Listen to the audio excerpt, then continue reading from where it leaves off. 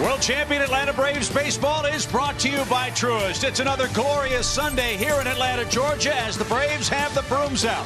They are trying to sweep away the Philadelphia Phillies in the series wrap-up. The Braves start play still one game behind the Mets. The Mets play the Pittsburgh Pirates up in New York. Hi again, everybody, along with Peter Moylan, Paul Bird, Chip Carey with you for Braves baseball. What a game last night. Atlanta held on, won 4-3, your final score.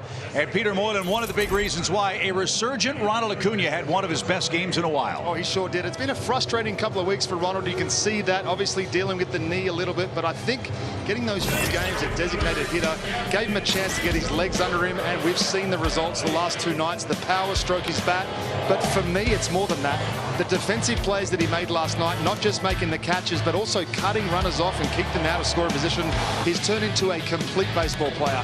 And when you talk about complete baseball players, it's hard to go past what Spencer Strider's been doing this year, Birdie.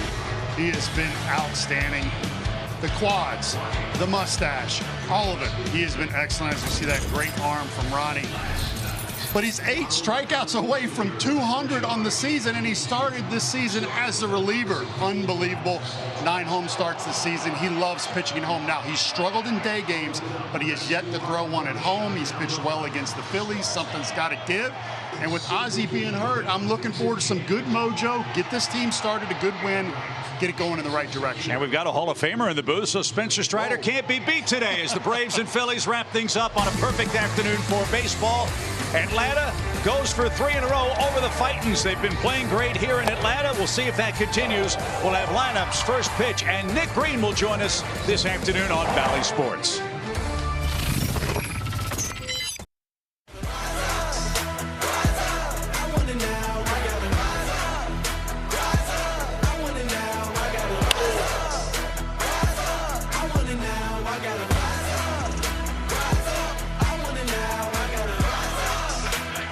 It's great to be back with you here at Truist Park. Fireworks exploding overhead as the Braves take the field looking for their 8th straight victory on their home turf. Spencer Strider is on the mound looking for his 11th win of the season. The kid's been terrific, as you heard the guys say a moment ago. He's closing in on 200 strikeouts. He's facing a Phillies club that he has dominated this year.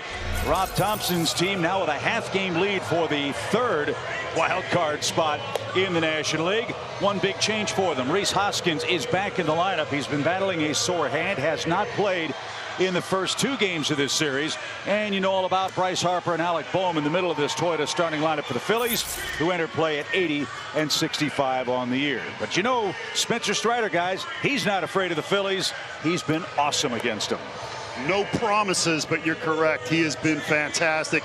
We talk about the strikeouts so much, but the opponent's average against, look at that on the far right, 186. It gets even better. The 2, 3, 4 hitters of every team hit 169 with no homers. We'll see if that continues today. So, Peter, for the Braves to sweep the Phillies today and keep this home cooking going, what are your 4 keys? Well, we hear Spencer talk about the silly inning or not being able to make the adjustments. I think if we can avoid that inning today, and he knows how to do that, we will be absolutely ready to rock. And what we're going to do, we need to bust out the brooms and sweep these guys. We've had a chance to do it a few times. We haven't been able to finish. Today's going to be a different story. 4 more games head-to-head with the Phillies after today's play. Those 4 games will be at Citizens Bank Park. And Atlanta now with a 8-6 record against Philadelphia. Really, guys, has a chance to put a hurting on their playoff chances. They feel very good about them, but they got to go through the Braves with a very tough schedule here over the final 2 weeks. You're absolutely right, Chip. And yesterday with Nola on the hill, another good pitcher out there today. But Nola, you hated to lose that one. Very big win for the Braves last night to claim the series. You want the brooms, huh? I think if nothing else, it just, you know, if they had won a couple of games and given themselves a chance to look at us as maybe a target, if we can finish this one today, we've eliminated them as a chance for the East. So the first pitch of the game is 97 and sinking. 36, first pitch, 136, game time temperature 80 degrees. The gentle breeze blowing in Atlanta. Kyle Schwarber, 39 home runs, the National League leader in that category. He's 2 for 9 in the series, and yes, he's hit a home run.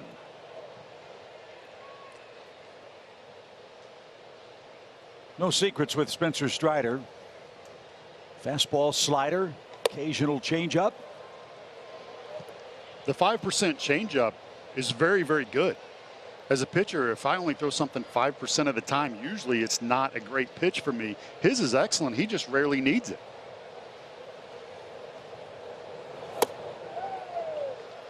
Slipped as he turned that one loose, and he starts scraping the front slope of the mound. We've seen some reconstruction of the hill here in Atlanta, most notably with Jose Alvarado of the Phillies. And so Strider skidded as he let that pitch go.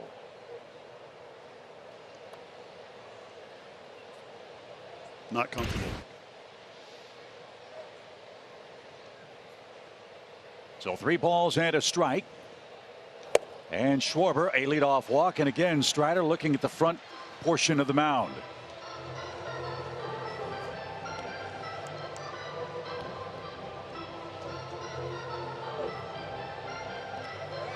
So Strider to the back of the hill, scrapes the clay out of his cleats, and now has to face Rhys Hoskins.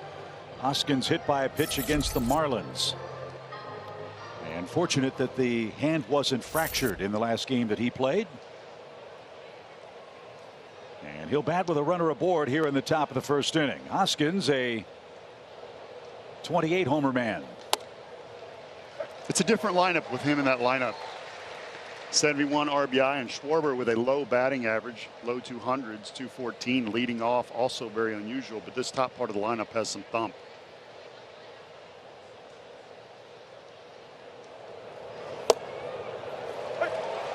There's the slider. And 0-2. Still doesn't seem particularly comfortable with that front land foot just yet.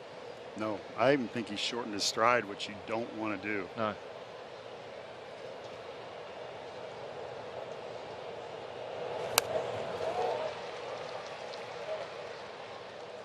He's just getting loose. That one at 98 miles an hour.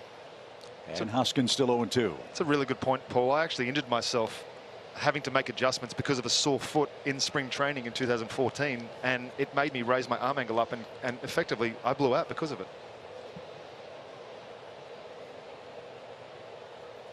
On the ground, foul at third. And we'll try again.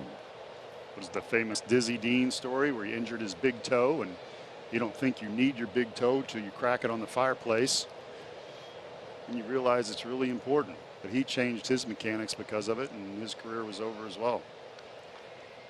But Spencer hasn't called for the grounds crew to make any adjustments on the front slope of the pitcher's mound here in Atlanta. And the 5th pitch coming for Rhys Hoskins with a man aboard. And he struck him out. That's the other story. Strider is pushing toward 200 strikeouts, guys, in fewer than 130 innings. Remarkable. Just pure fuzz, Birdie, just like you used to throw. 99 right by people. Well, mine was 89, but I do appreciate what your compliments. You have 2 pitchers doing color today. Just in case you didn't know that, Peter Moylan has a bat in his hands because he believes he is the better hitter. What was it? How many home runs in Australia? Look, we're not going to go back to the Australian days. We'll just talk about the cage work that I did when I was in Kansas City. That was as good as I got. Bryce Harper, the hitter. He's 0 for 1 against Strider and takes upstairs ball 1. Harper 1 for 8 in the series. That hit a double. But hey, we both covered hitters and studied hitters our whole lives and looked at stances, and this is a guy right here you want to make your pitches to.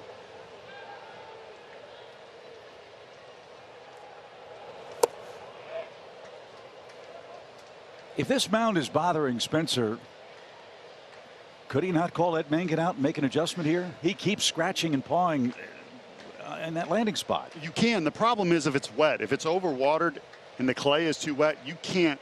You can bring out the diamond dry, but you can't make a mound that has been overwatered. And I'm not saying that's the case. You can't dry that up that quickly. And he seems to be slipping on that clay. And that's the hardest part, is with the hot Georgia sun, you want to try and water it, because if it gets too dry, then you've got the opposite problem. Yep.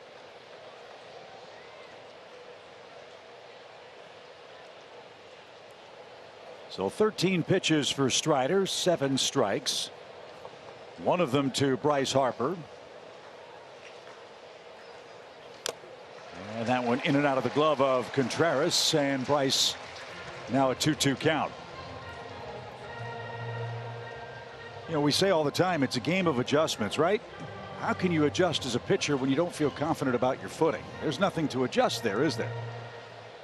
No, I mean, at this point, it is what it is, and you have to work with what's out there. Ed Magnum, one of the best in the business, so I'm certainly not calling anything him or the grounds crew does out there, but you do have to adjust and work on things till you get that feel. If you have to scoot over a hair, you do so. I just don't like shortening my stride because you lose that effective velocity. Both of these pitchers today reach out, and you don't want to change that part for sure. Pitch number 6 coming for Bryce Harper. And he missed the back foot breaking ball. 3-2. Let's see if Schwarber is on the run here. He does have 7 stolen bases on the year. One thing Spencer said after his last start against the Giants, arm side misses. Those were problematic for him. Let's see if he can get out number 2 here.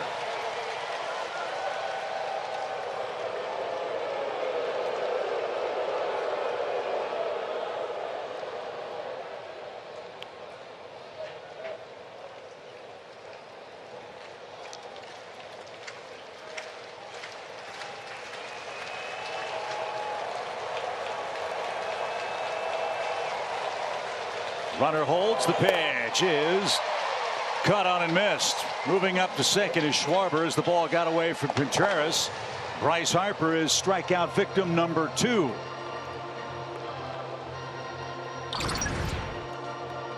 Look at this slider right here. This is, you get someone in fastball mode. He blew the fastball by Rhys Hoskins, and then he just drops the slider that looks just like a fastball for the longest time, and then just drops out of the zone. That's a great hitter who just swung at a really good pitch. The runner advances on a pass ball. So it's a passed ball officially, sending Schwarber to second base on the strikeout. And Alec Bohm is the hitter. He's 1 for 7 in the series.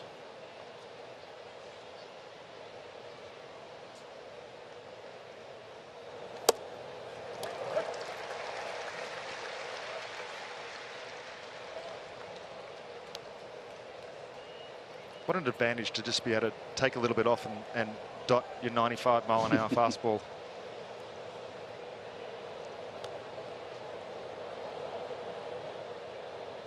Pitch number 19 is right back where it came from. Grissom with the flip to first. Bad throw, but the tag applied, and Alec Bohm is retired, and so are the Phillies.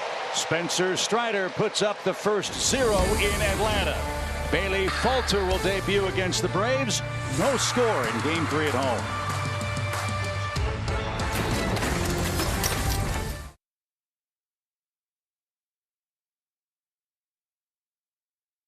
The top of the first inning. Now the Braves come up trying to sweep the Phillies.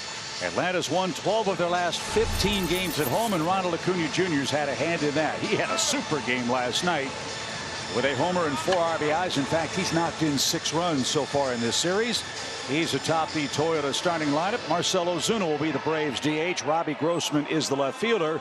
And Bailey Falter, he's been hot. He's riding a personal 5-game win streak for the Titans. I went and looked at his numbers, and despite the luscious locks that he's got some good stuff too. He relies on heavy fastball, 2 types of fastball, sinker and a 4-seam, but they're both at the top of the zone, which I thought was very strange, Paul. Absolutely, and you're looking at the #1 extension leader in all of baseball. Really lets the ball go late. It gets on you. You're not going to see 98, 99 like Strider. He's going to be in the low 90s, but the effective velocity is as good as it gets. It'll be interesting to see if he is bothered by the mound at all. His landing spot is almost exactly where Strider's is. As Ronald Acuna, all of his hits, first pitch in this series. Swing and a high fly ball hammered to left, just out in front. So strike 1 for the Braves leadoff man, who's homered in back-to-back games for the Braves. The first time, fellas, that has happened since the first week of June. I get so used to seeing just Ronald on a run, and it's been frustrating for him, I'm sure. The last few weeks, he just hasn't been himself. But the last 2 games, he's really looked like he's opened it up.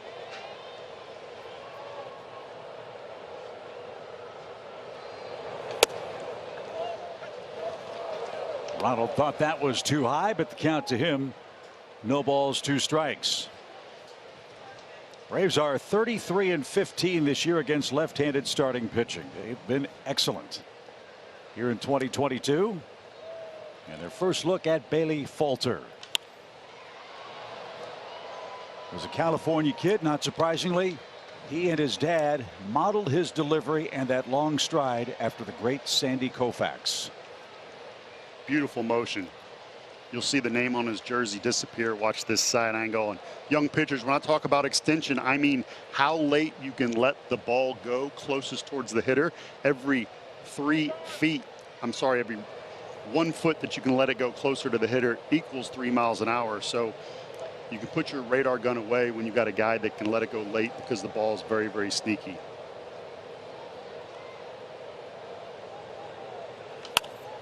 Popped up right side. Hoskins give chase to the warning track, and it's out of play. And Ronald hanging tough here as he and the Braves get their first look at the 5th round pick of the Phillies 7 years ago, Bailey Falter. This guy's been a revelation for them. Like Strider in Atlanta's rotation, this guy's come in and given them a lift. They're 10-2 in games he has started for Philadelphia.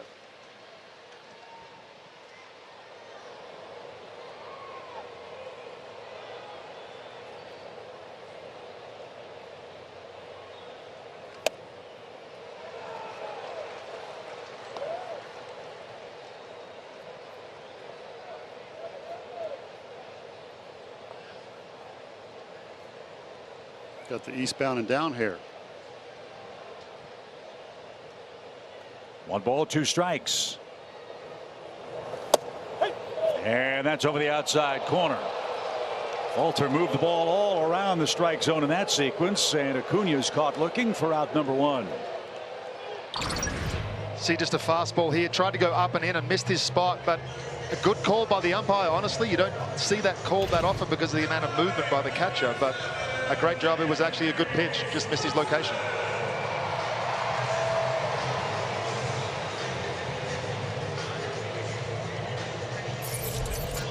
Dansby Swanson, your hitter. He's 1 for 8 in the series. This guy has done great work against the Phillies the last couple of years. Hope that continues today as he's 1 RBI shy of equaling his career high. And a shot hit towards short. Nice play by Stott. That's out number 2. He made a play on Dansby, I think last night or Friday night, where it was a backhand. He didn't throw him out because of how fast Dansby was, but he's impressed me at shortstop. Phillies trying to get younger, more athletic. Stott certainly has shown those skills in this series, and Austin Riley's coming up. Austin 2 for 7 against the Phillies this weekend. 36 homers and 90 RBIs for the Braves third baseman.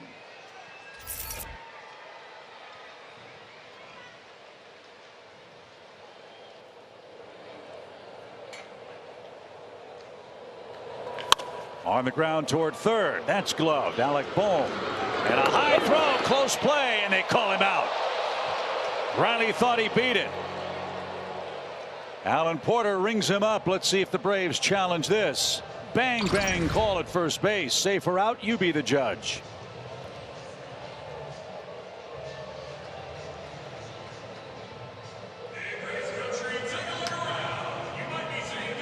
No challenge. Riley's out. So are the Braves. We go to the second scoreless.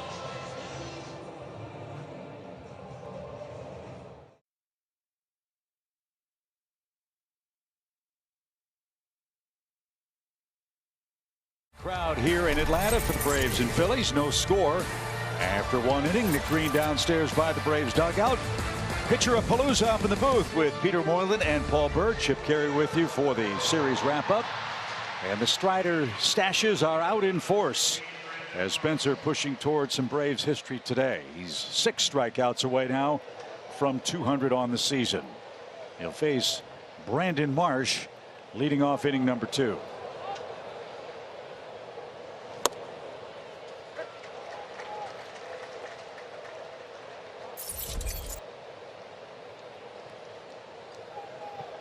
Marsh came over from the Angels at the trading deadline. They've tinkered with his swing mechanics in his setup. It's paid off. He's been a hot hitter for them, at least in his last 5 or 6 starts. Birdie, we'll see how Strider attacks him. Oh, you're right. 294 on the average since coming over, hitting Coach Kevin Long. Quieter hands, a little bit of bend in that stance. A little more straight up with the Angels.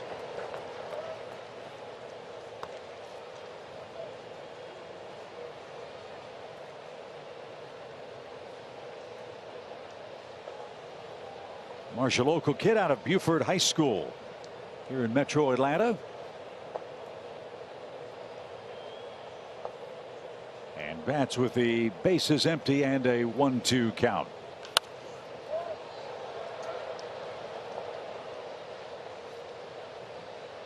As I said last night, guys, that is a big league beard.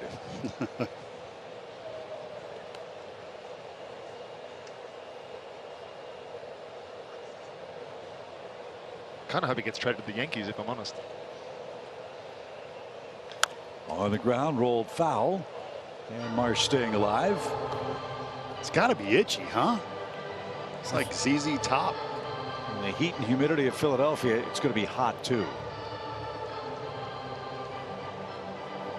But they've been trying to solve their center field issues for the last couple of years. Maybe Marsh will be the solution going forward. He's done a nice job. The pitch is high. And we're even, 2 balls, 2 strikes.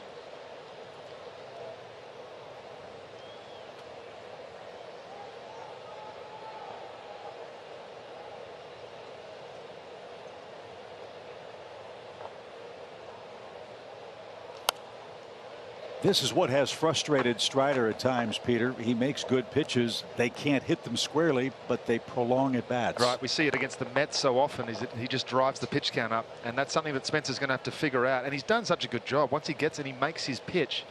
It's the velocity and the fastball is so good that even if he does miss his location, all they can really do is foul it off. Well, Strider has now thrown 27 pitches. The Phillies have fouled 10 of them off already. And that's what got Jake Odorizzi last night. He had 26 foul balls against him in 4 2/3 innings. Some of that could be a product of guys cutting down their swings and realizing that the ball's not traveling like it used to. More emphasis on contact. And another leadoff walk, second in as many innings for Strider. And Marsh is aboard in front of Gene Segura.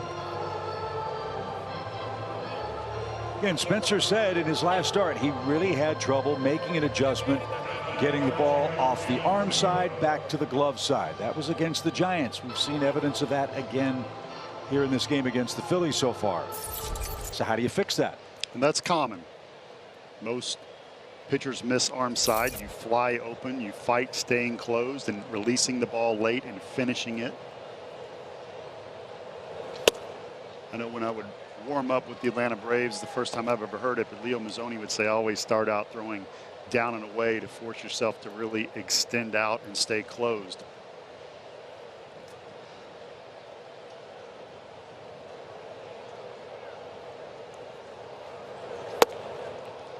Birdie, how much of that could be a product of more innings this year? Certainly could. I mean, it could be fatigue, but I just don't see that velocity wise. I don't see that anywhere else. And you know, against Oakland, that's been my most impressive start for me for Strider. And I know he struck out 16. But what I loved in Oakland was that he walked 3 in the first inning and somebody was warming up. And you have to show me that you can find it quickly as a starter, because this game is a game of adjustments. And when he came back after that through 6 strong, got his 10th win and only walked 3 in the entire game, that meant a lot to me. So when he gets in a situation like this here, I'm much more confident that he can figure it out quickly. As a side armor coming in reliever, you had no room for error. Didn't have many options either. It was 89 or 73. I think I remember 95 early on. 2 balls, 2 strikes for Gene Segura. Marsh takes off, got a good jump. The pitch fouled away again. Count stays 2-2. We'll keep you updated as the day goes on for this tight pennant race in the National League East. The Pirates, as we mentioned, are in New York playing the Mets. They are scoreless early at Citi Field. Remember, the final 3 regular season home games, head-to-head, Braves and Mets, are here at Truist Park. And we've circled those 3 dates for the last 3 months. They have too. Don't worry about that. No doubt. Pitch 34 coming up. Runner holds, and Segura chased it. There's out number 1.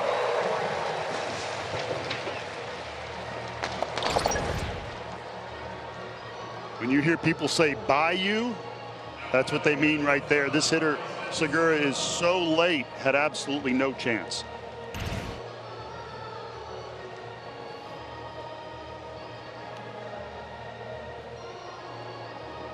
So Bryson Stott will be the batter. He's 2 for 6 in the series with an RBI. 42 runs batted in this season. He had 5 in 1 game, you'll recall, against the Braves back in late July.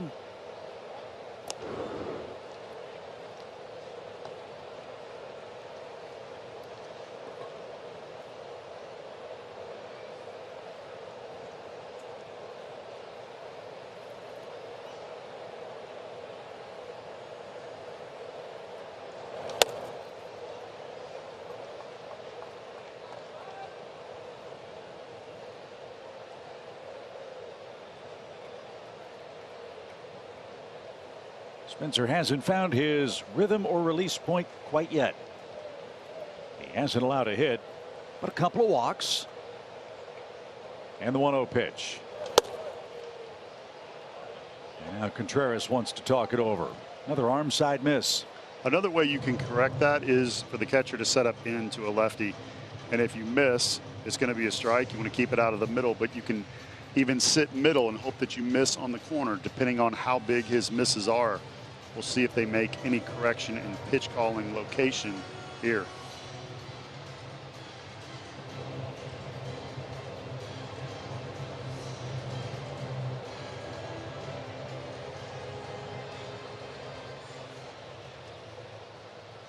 It also doesn't help when you're leading the or walking the leadoff hitter and automatically putting yourself in a situation where you have to worry about being quicker to the plate. You have to worry about the runner, and Marsh will steal. Speeds everything up. Great point. Contreras does set up inside, but it leaked away. 3-0.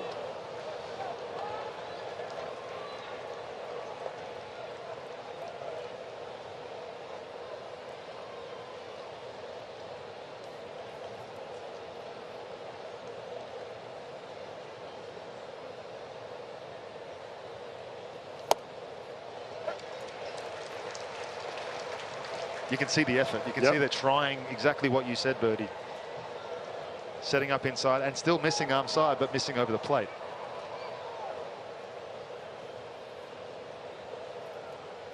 Short lead for Marsh. On the ground, might be 2. Grissom to Dansby for 1. The turn is going to be late. Marsh forced out 4-6. Stott is aboard, 2 outs, and Nick Maton coming up. Slow developing play here. Vaughn hasn't played a lot of second base recently. Great turn. Dansby with an unbelievable transfer, but Stott's just too quick. Wasn't hit particularly hard. Didn't really give himself a chance.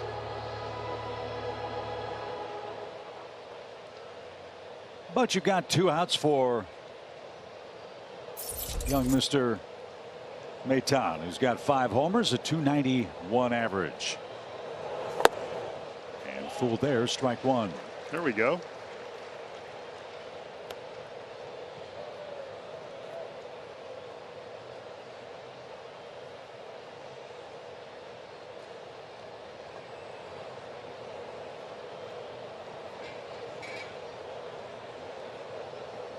Runner goes. Pitch is low and away. The throw from the knees trickles into center field, but no advance.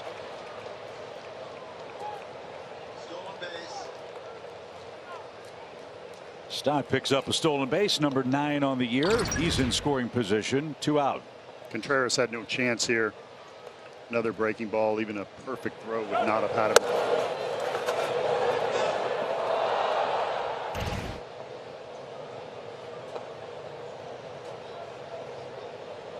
Phillies have been one of the best hitting clubs with runners in scoring position this year, but not in this ballpark. As that skips up. Phillies are 2 for their last 26 with runners at second base and third base here at Truist Park.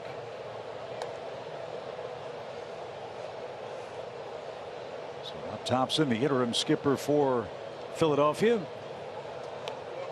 has had to work around that and this tough Braves pitching staff here in the first 2 games. 2 balls and a strike.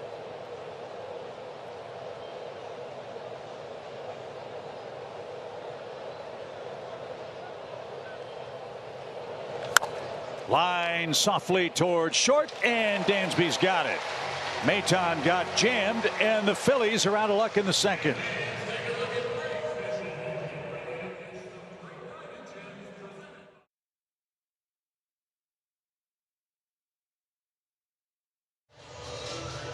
Home second coming up here in Atlanta. The heart of the order for the Braves. Matt Olson, William Contreras, and Vaughn Grissom will be the batters. It's no secret, guys. Matt's in a bit of a tailspin since the All-Star break. Let's see if we can figure out why, Peter, on our StatCast 3D presented by Google Cloud. Check out these heat maps, and it's very interesting. You look at the averages and the hot spots compared to pre-All-Star break and post-All-Star break. Now, a lot of that can be the way that pitchers are attacking him, but it just seems to me that Matt has really struggled with those pitches up and in, and we're hopefully, look, he's going to get it going. We saw at the start of the year where he did struggle and he was able to make the adjustments, and I've seen over the last 2 days where he's made much better contact on pitches. So I think he's really, really about to break open. Matt Olson has played in every game for the Braves this year.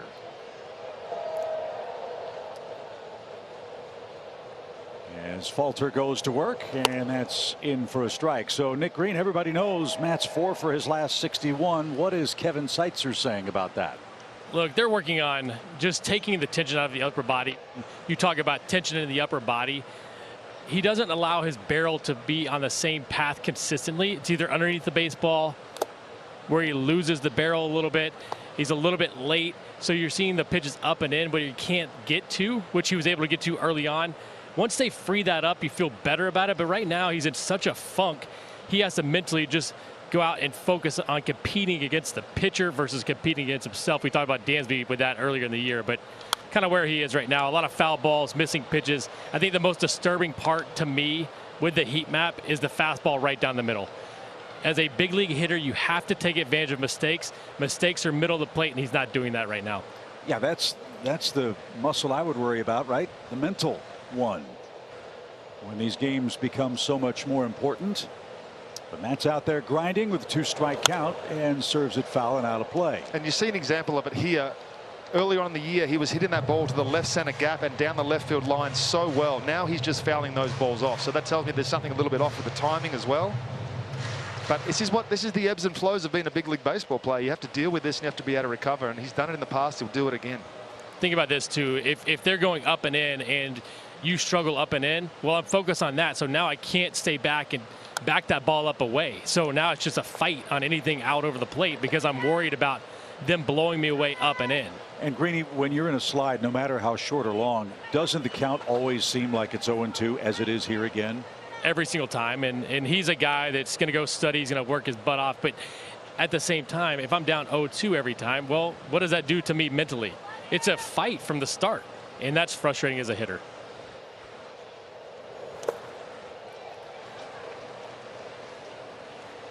1 ball, 2 strikes for Matt Olson. 41 extra base hits, 28 home runs. Tough lefty-lefty matchup here with Bailey Falter seeing the Braves for the first time.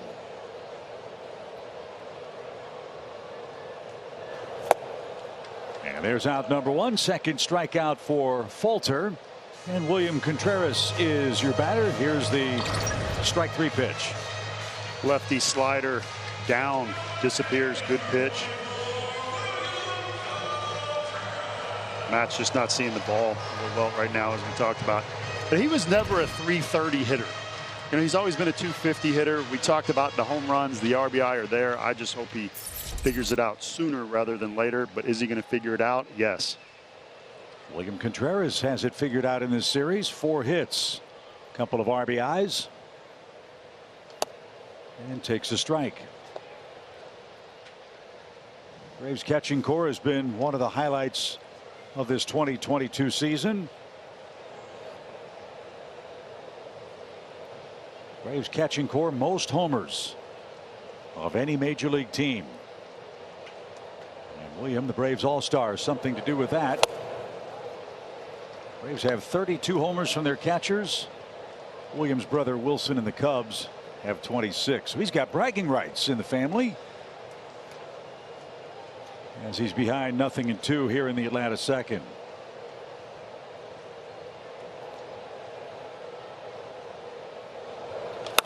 High fly ball hit toward right, but that's going to be playable for Maton, and he makes the catch. Contreras retired, 2 outs, and Vaughn Grissom will stand in. Again, if you missed the news last night, Ozzie Albies fractured his right pinky finger on a headfirst slide into the second base bag. No surgery will be required, but he's going to be sidelined for 3 weeks, and so Vaughn Grissom guys will get the first crack at the starting second base job the rest of the way for the Braves. And Vaughn has done a great job, hitting .301 on the year.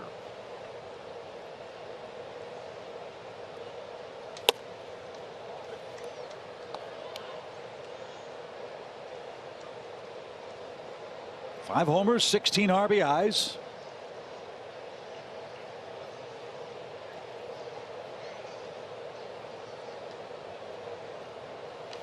This one dumped down the right field line, foul. Right now for Falter, it's strike after strike. 20 pitches, 2 balls. Did you see 91 right down the middle, and Grissom's late? Grissom's young, he hits fastballs well. So you can see that effective velocity, that release point playing out. Very sneaky.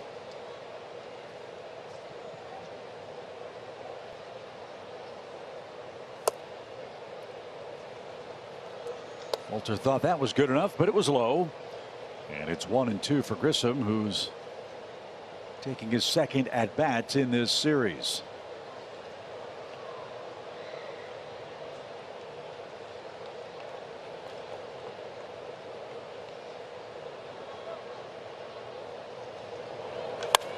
High pop fly to left. Schwarber is over and under, and he's got it. And the Braves are done in the second inning. Still scoreless in Atlanta.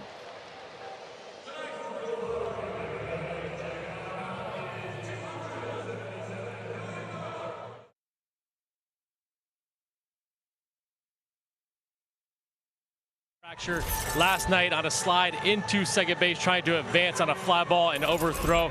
That's what he does. He plays aggressive. It's unfortunate that this happened. You take a look at the right hand, it slides into Segura's foot, and the right pinky just popped out. Ozzie ends up popping it back in right there. Acts like he's okay, but no surgery was needed here. The cast is on in place. They expect him to be reevaluated in 3 weeks, and hopefully he's available for the postseason. Obviously a disappointing turn of events, and he is not available the rest of the season. Yeah, it's just awful news considering how much work he put in to get back, and the lift, guys, that he gave this team just by his presence and being available to play, not just what he did on the field. Now you've lost that for the final stretch run. As Garrett Stubbs is the hitter. No JT Realmuto today. Stubbs making his 28th start.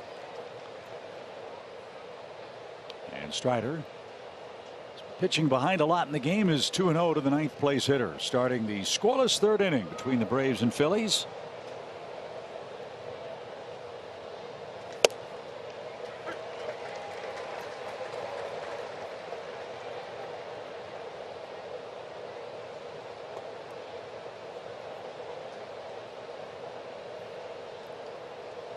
Spencer could use a few quick outs as he's pushing toward 50 pitches already.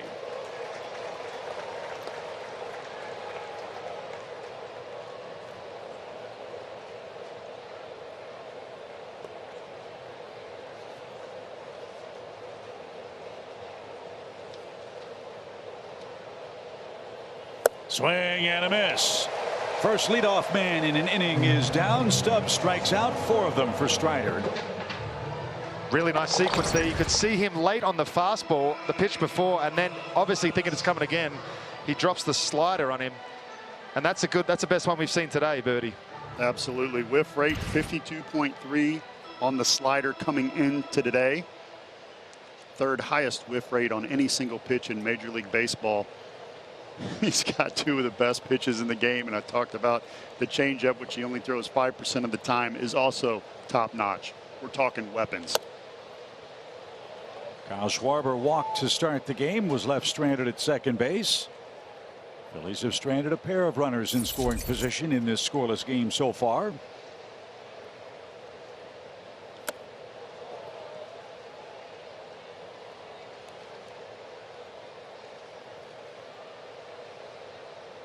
"31 homers for Schwarber out of the #1 spot on the lineup card. That's a new Phillies record.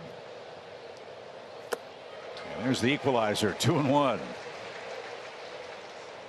We talked about Ozzie Albies being a leader off the field. Kyle Schwarber is the leader for the Phillies in that role. Keeps everybody loose. Veteran.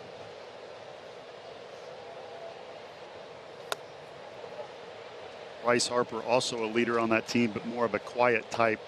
Do it at the plate leader. You got to have that guy in the clubhouse that keeps it loose. I'm sitting next to one of them. Clubhouse, press box, you name it.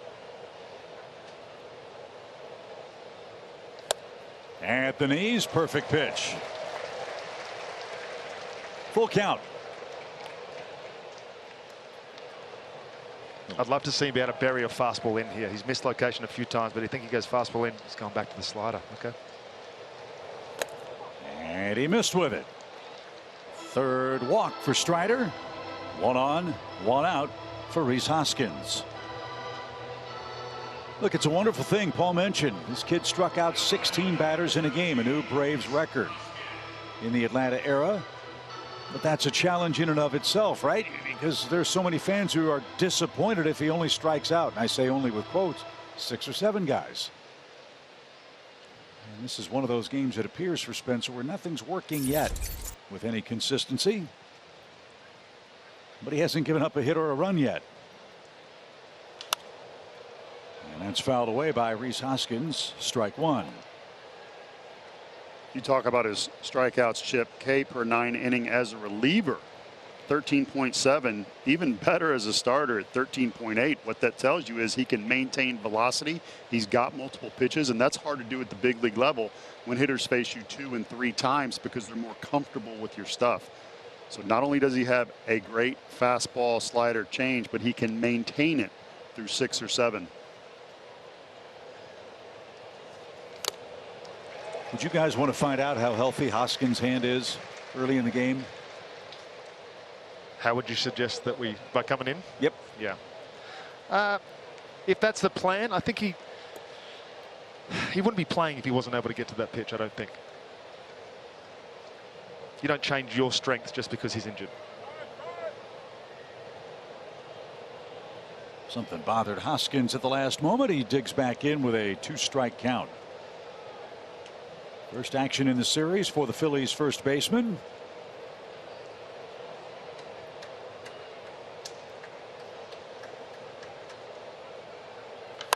Popped him up. Matt Olson is behind the runner at first. He'll have no trouble with that. And Hoskins is out number 2. Bryce Harper coming up.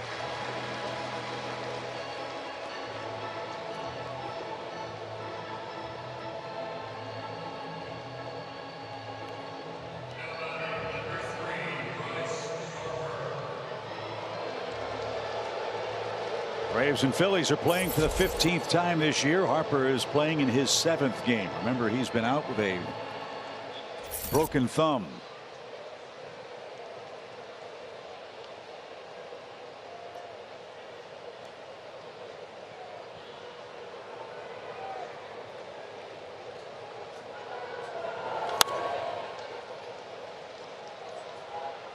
Harper late at 98. You know he's going up there looking for a fastball, so you know that and he's seen it from the side. He's watched it. He's had it at bat already. That just tells you exactly how good and how different Spencer Strider's fastball is.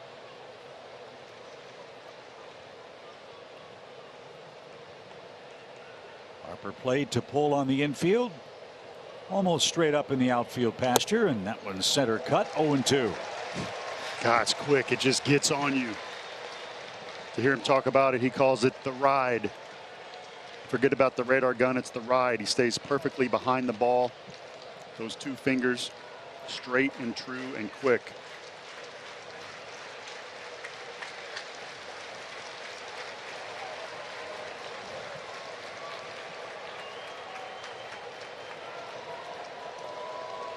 He's got Harper set up.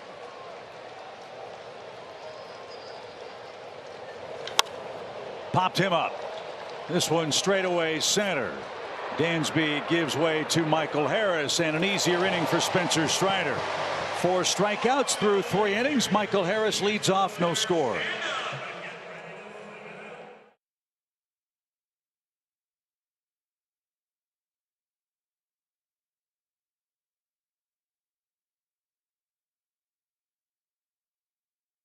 Here in the 3rd inning, guys, this is where Atlanta's offense has shined all year. That's our Coors Light beating the pressure feature. I'll tell you what, you're not going to find a better 7-8-9 than this Braves team right here. And check out the OPS, 748, 73 home runs, and the average with runners in scoring position. You don't expect it at the bottom of the lineup. 290. That's unreal. 7-hole hitters, 24 homers, 8-hole, 26, 9-hole, 23. Mets only have 5 home runs all season from the 9 spot. Well, Michael Harris will lead off for Atlanta. The Braves looking for their first base runner. And Michael, over these final handful of games, chasing some Braves history, hitting over 300, closing in on 20 homers. Bob Horner and Eddie Matthews, the only sub-21-year-old players to do that in Braves history. Pretty good names right there. Yeah.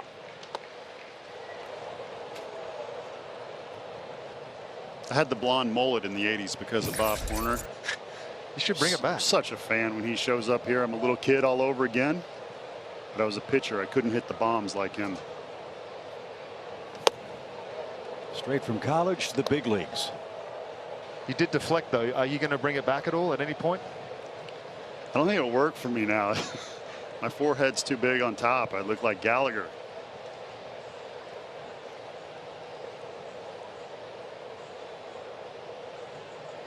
Check swing. That costs Michael a strike. It's an even count at 2 balls 2 strikes. Harris, Ozuna, Robbie Grossman coming up in the 3rd inning. Willie Falter making his first ever start against the Braves. He's got a big advantage the first time through the order. Atlanta's not seen him except on tape.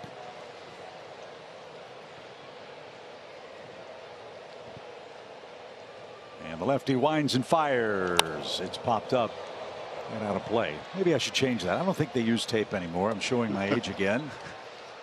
The only time they've seen Falter is through digital video. Yeah, yes. Well done. Good adjustment. Having said that, the pitcher still has to make his pitches. Sure. It's not just him to go out there and he's going to automatically throw 7 innings. Well, we sure hope not. 2 balls 2 strikes. Swing and a gapper into right center. That was a cannon shot.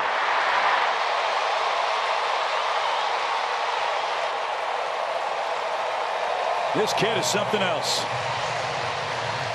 He's more than something else. He's extraordinary, and he does it on a daily basis, a nightly basis. It doesn't matter. You see this swing here. He made the adjustment, moving his hands down, and it's just affected his low ball, his ability to get to that low ball now. It's just like nobody else, and that was an absolute missile to the right center gap. So that's the first Braves hit, first Braves base runner. A ringing double for Harris, his 26th.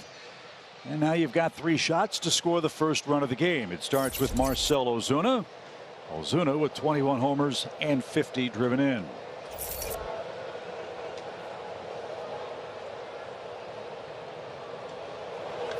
Swing and a hammer job down the left field line. That one just to the left of the Hank Aaron terrace. This is what scares you about the Braves. Ozuna, you see the low average at 218, but as a pitcher, you also turn around and you see 50 RBI and 21 home runs. And he hasn't played every single game, so you have to respect the power that he has. I feel like anybody through this lineup, as we talk about, can beat you, even guys off the bench.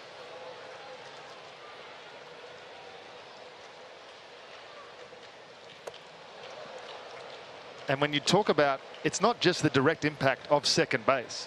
Someone else has to step up as well. You're going to have to, there's a trickle-down effect when there's an injury to Albies that someone else on this team is going to have to take over what we're missing from Ozzy. It doesn't have to be Vaughn all the time. It can be somebody else down that lineup. Agree. So Ozuna down 2 strikes. Drives this one towards center. Pretty deep. Marsh going back. That one to the middle of the warning track. A productive out for Ozuna. He advances the runner with a deep fly out to center. There's some ABC baseball. And now Robbie Grossman, the key man in the inning, with a runner at third and 1 out. Good base running right there by Harris, staying back tag. He didn't get off that base at all. And it was tough read right there by Marsh. I wasn't sure how that was going to play out, but he stayed at second quickly and played it perfectly. Robbie Grossman's been a terrific ad for the Braves. He's come up with his share of big hits in run scoring situations. Infield comes in for the Phillies with Harris at third and 1 out.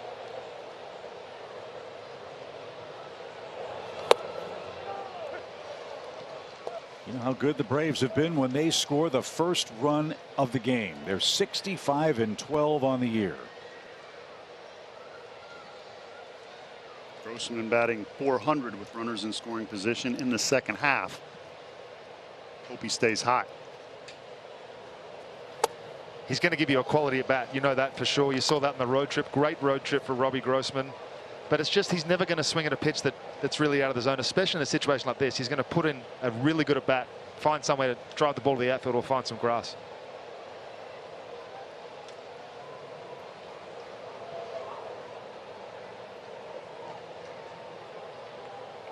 Swing and a shot. It's 1-0.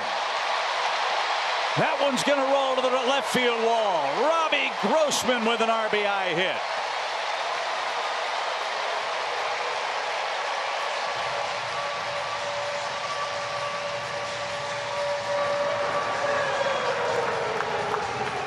I just talked about it. The quality at bat. Goes up there, doesn't try to do too much, knows the situation. As a pitcher, I used to use this situation against the hitter's aggression, but Robbie Grossman's been around too long, and that's the 90th RBI from the 9-hole this year. I love it. Did you see how he was choked up on the bat right there? Just trying to punch it through the infield, hits a frozen rope to left. So you've got one. Now you look for a big inning with Ronald Acuna Jr. coming up. Let's see if he can add to a 1-0 lead. Ronald struck out in the Atlanta first. Buried low, ball 1.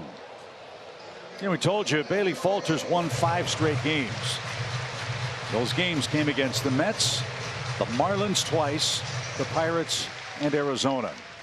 He's facing the world champs today and trails 1-0.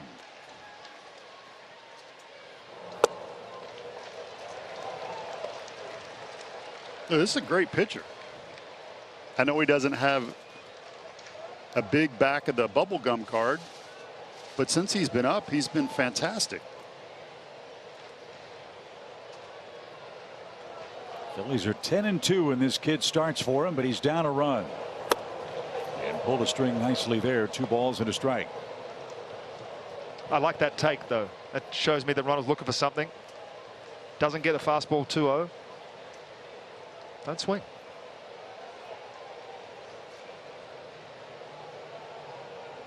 Grossman's got a good lead at second. And this one on the ground to second. That'll get Grossman to third. That is out number 2. And here's where Dansby Swanson has shined. 2 outs, runners in scoring position. Let's see if he keeps that up with today's Zaxby's indescribably good play. Check out this. Last 2 seasons against the Phillies in 33 games. A .333 average, an .878 OPS, 18 RBIs, and 17 runs. Also hitting .353 with runners in scoring position versus Phillies since 2021. They don't like this guy at the plate. We do, because almost half of his RBIs have come with 2 outs. 41 of his 87. I'll call that clutch. Runner at third, 2 outs. Infield backs up for the Phillies. The pitch.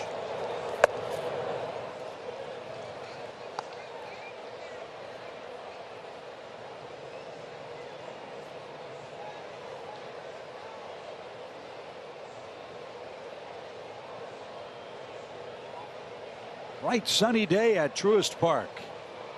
And the heat is on Bailey Falter, who's ready with his 40th pitch.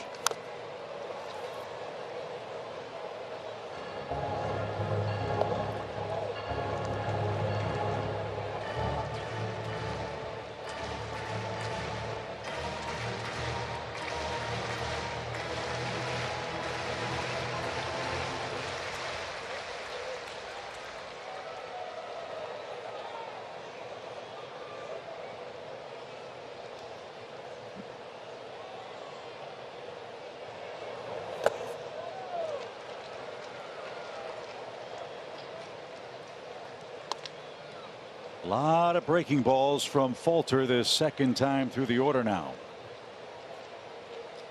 3 straight for Swanson, who's ahead in the count.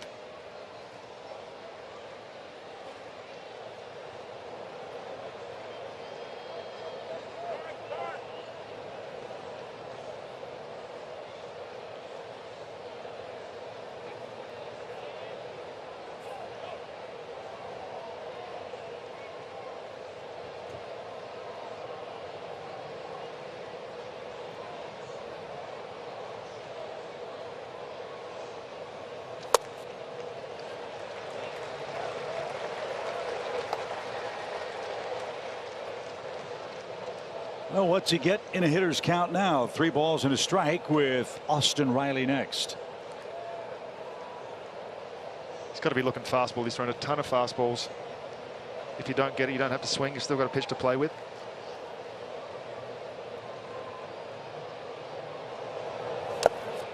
Ball 4. First and third, 2 outs.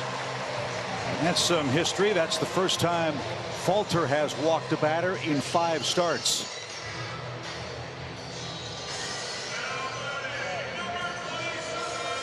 And now Austin Riley a chance with serious damage potential in the Atlanta third.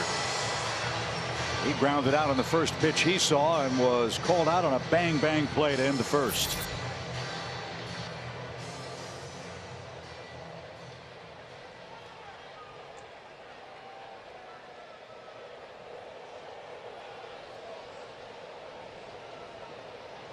Wind blowing out invitingly toward the Braves bullpen.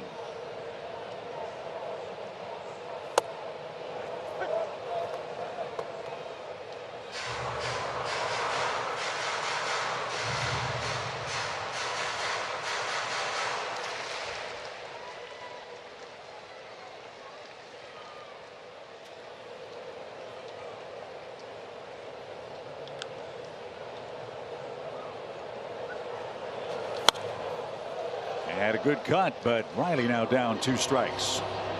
Oh, he wished he had that one back. And that, as a pitcher, you're looking at that swing and the foul, and you're like, okay, I might have got away with one right there. Absolutely.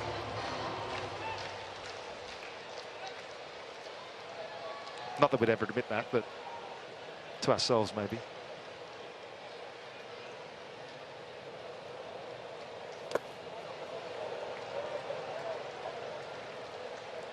Austin held up, a ball and 2 strikes. Matt Olson's on deck.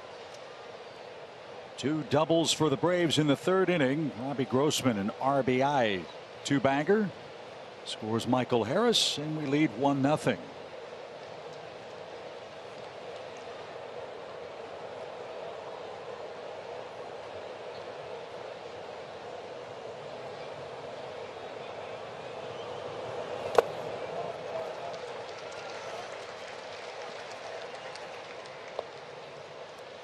He had so much success with a lot of fastballs early on. He just seems to go trying to get him to chase with a lot of breaking balls. This is also the first inning where I've really seen him out of the stretch a lot.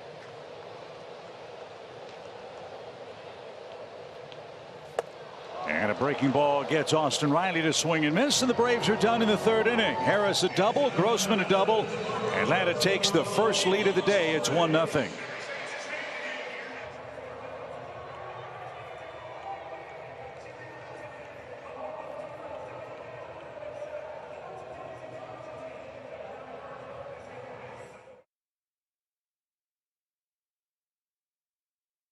"22 postseason games at Truist Park. All you have to do is register for the Ticketmaster Verified Fan Program, which is open now until September 19th, which is tomorrow. Verified fans get pre-sale access for all potential playoff games here in Atlanta, including the World Series, before those tickets go on sale for the general public. Go to Braves.com/postseason to find out more about becoming a Braves Verified fan. Spencer Strider has a 1-0 lead as he goes to work in the fourth inning. And speaking of the playoffs, the Braves' magic number to clinch a playoff spot is 6 entering today's play. I'll explain how after this one for Bohm. Any combination of Braves wins and Milwaukee Brewers losses that adds up to 6 means the Braves are headed to the postseason again. That's all well and good, but I guarantee there's one thing on their mind right now, and that's to take down the Mets and get the division win. We're a game back. This one on the ground to Riley, and he backhanded it, and it hits off the heel of his glove. And on an 0-2 count, the Phillies get a gift runner at second base.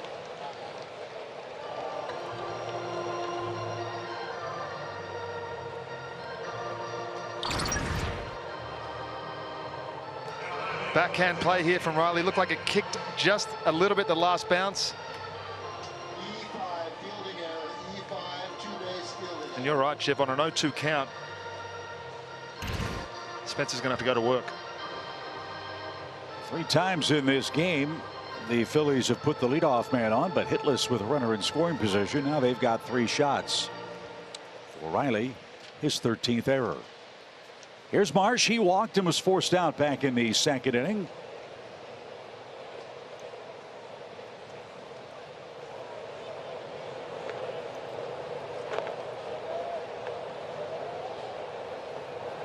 Kind of a weird game. The Phillies have had 5 men reach base, but they have no hits.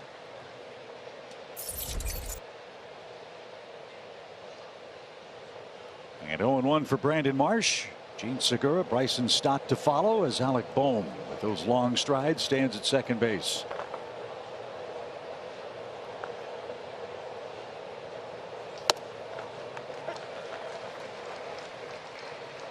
Looks like Spencer's starting to dial in that outside corner now a little bit better.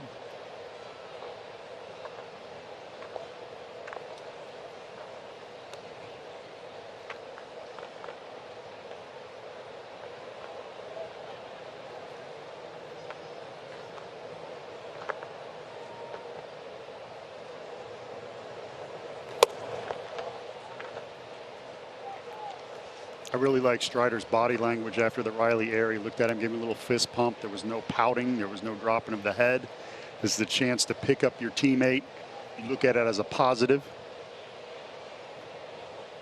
Try to leave Bohm at second right here.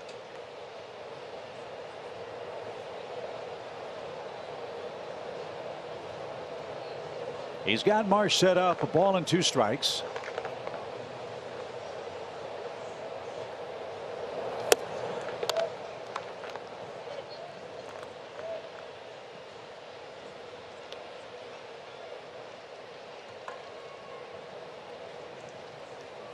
Haven't seen a changeup yet, Paul. I feel like 2-2 count, left-handed hitter up, chance to break it out in the 4th inning for the first time, get a swing and miss. Yeah, you don't want to break it out 3-2. Strike 3. Or you can hang a slider up. Peter, that's another option. Get the throwing 100. That looks like it's going to be out of the zone and up towards the back net, and then drops down the top of the zone. That's not ideally where you want to locate that pitch, obviously, but it can be so effective. So 5 strikeouts for Spencer, now 3 away from 200 on the season. He struck out Gene Segura on a chin-high fastball his first time up. That's what's so great about being a strikeout pitcher. If you're a fly ball contact guy, sometimes it's a lot harder to leave that guy at second base. When you punch out the world like Spencer Strider, you got a lot of hope. Here's where you can turn it up, make your pitches, answer the call.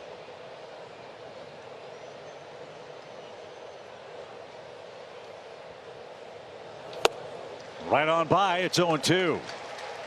I don't think you need to worry about anything else but the old number 1 right here.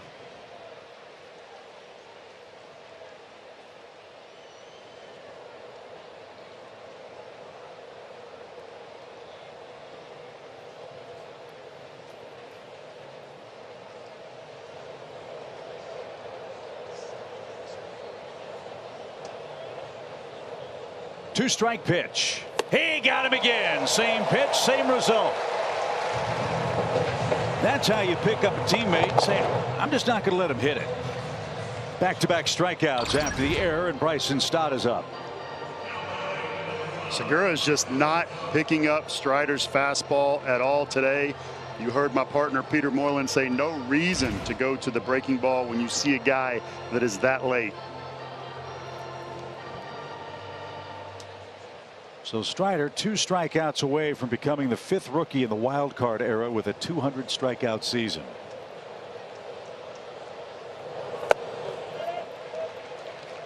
And Bryson Stott, a check swing strike.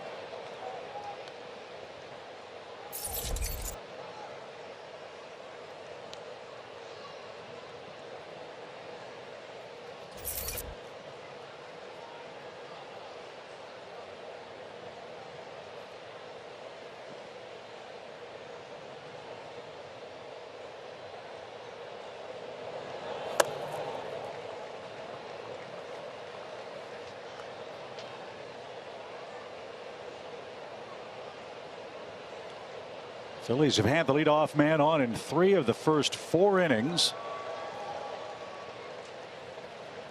And trail 1-0.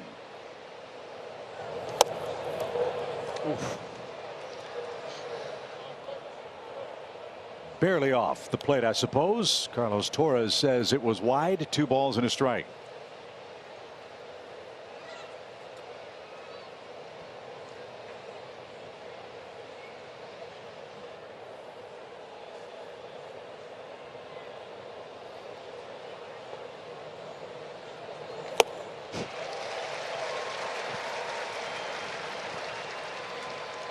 Two and two.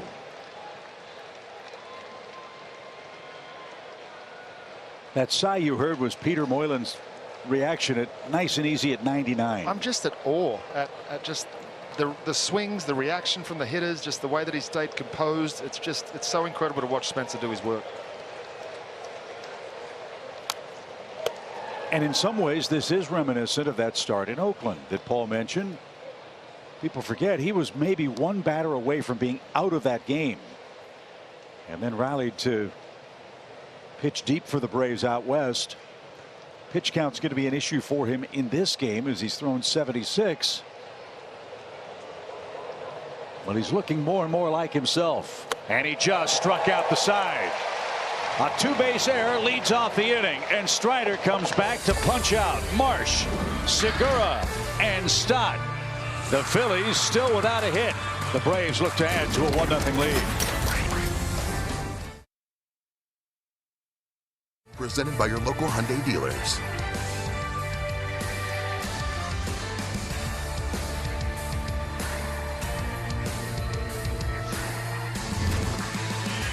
That's a beautiful way to get to Truist Park, where the Braves lead 1-0 on Hyundai Sunday here in Atlanta, Georgia.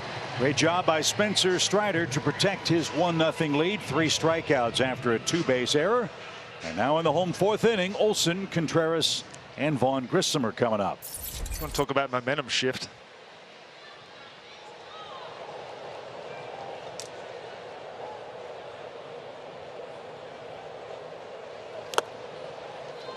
Something else I think that's added to the woes of Matt Olson. We haven't run into a stretch consistently of right-handed pitching, have we? It's like every other day there's a left-hander on the mound, and a tough one facing the Braves. Falter, Rangers Suarez, Rodon out in San Francisco.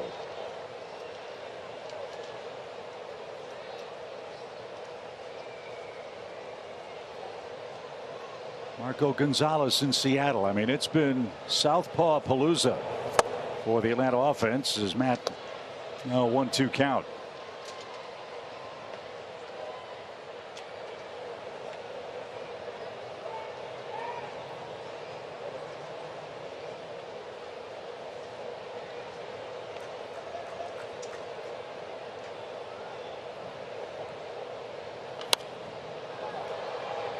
To the left side and still 1-2.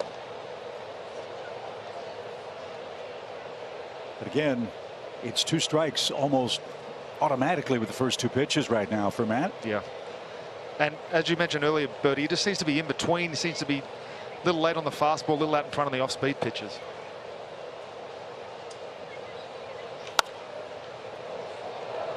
Went off the trademark foul. He'll stay alive. That pitch right there is a double down the line early, middle of the year. And either line too. Yeah, hitting the ball in so well.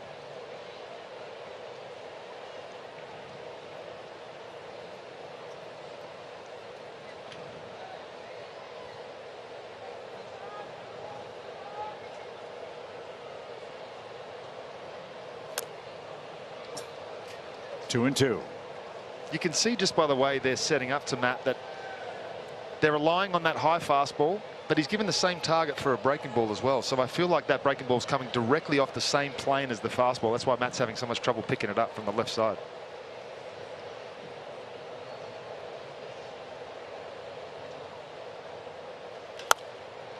Hit softly toward left. Schwarber broke back, racing in, and he's going to get there. Olson's retired. 1 up, 1 down in the 4th inning. William Contreras is coming up. He's our Georgia Natural Gas Impact player today. Well, the best catching tandem in the game. Last 15 games from William Contreras. 1/2 of that, 327 average, an 868 OPS, and 10 runs scored. He doesn't like the Phillies either. Who does? 318 career hitter.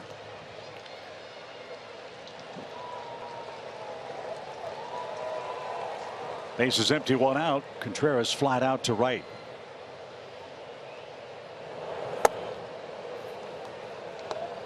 You know, when Trey Turner walks to the plate and you just shake your head like, man, he's got something figured out against us. So frustrating. Braves have a lot of players. The Phillies say that too. Golfed into right. Maton with a leaping grab. And there is the 2nd out of the inning. Vaughn Grissom is your hitter. Looked like Maton took inspiration from Football Sunday and tried to take the catch and keep his feet in.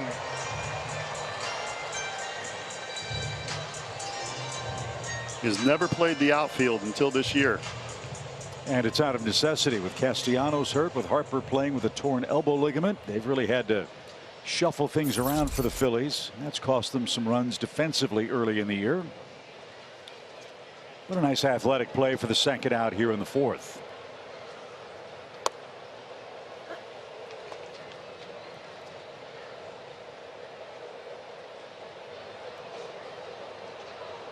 And Snitker and the Braves looking for victory number 91 today.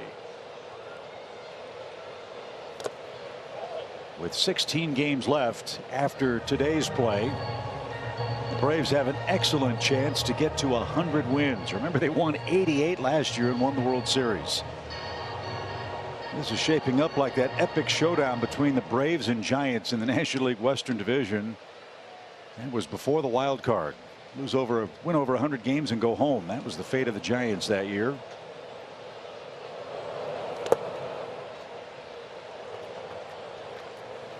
But plenty of excitement for the teams in playoff contention. Can you imagine winning 100 games and having to go home? As long as it's not us, it's great. 2 balls and a strike for the Braves second baseman Vaughn Grissom. In the wild card race, the Braves have a 10-game lead over the Phillies, who are in second place. San Diego a half game out of the second spot. Milwaukee just a game and a half off the pace for a potential playoff appearance. Division leaders Dodgers, Mets, and Cardinals in order. Top 2 teams in each league get a first round bye. The pitch. Full count. So were the playoffs to start today, the Phillies would be in Atlanta. The Cardinals would face San Diego.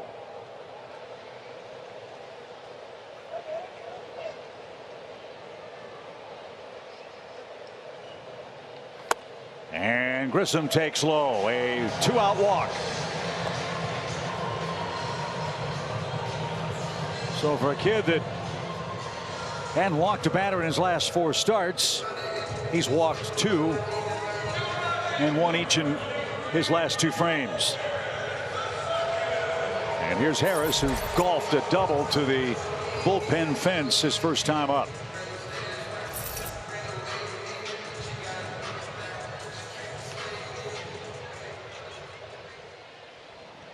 Vaughn Grissom's had a knack for scoring runs. Let's see if this pair of troublemakers, as they call themselves, can create some here in the Atlanta 4th. That one got away. Stubbs couldn't find it, and Grissom in scoring position.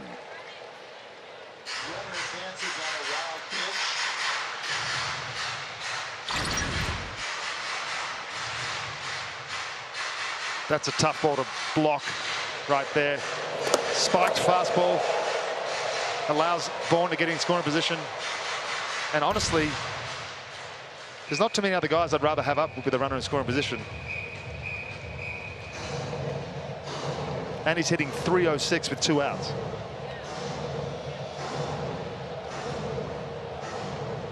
Those are Michael's overall numbers. 38 RBIs, 58 in total. Big insurance run potentially here in the 4th.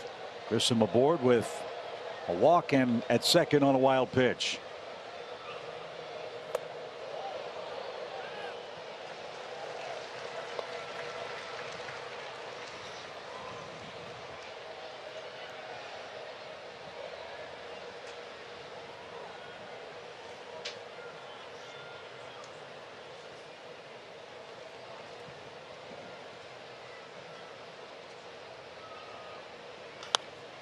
High fly ball again, shallow left, and Schwarber near the line. That carries into foul ground, and the Braves are done in the 4th inning. It's 1-0 as we go to the 5th.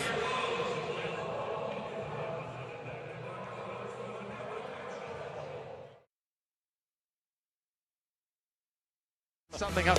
He's got something ready for you, and he comes back and strikes out the side and just takes all the pressure off. Riley's still obviously feeling terrible. Walk into the dugout afterwards, have a little conversation, say, man, I'm going to pick you up, no problem, here we go. But Austin Riley's not exactly the 35-year-old veteran too, so they just talk about this young core and the fact that they're going to be playing together for so long and they're going to get so familiar with each other. This Braves team is going to be a force to reckon with for the next 4 or 5 years. And just so you know, there's a thing on the Braves team that anytime somebody makes a blunder, an error, it's happened with Ronald throwing a ball in the crowd with 2 outs. They look at the player in the dugout and turn the cap, and it is a way to have fun and keep everybody loose. My favorite was when Travis d'Arnaud tried to do it with the skull cap on. It didn't quite work. So Spencer Strider chasing some history here in the 5th inning. 1 strikeout away from 200. Nick Maton will be the first man up. He lined out softly to short in the Phillies' 2nd inning. And think about this, Braves country. Spencer Strider has thrown 129 2/3 innings. He has 199 strikeouts. Unreal.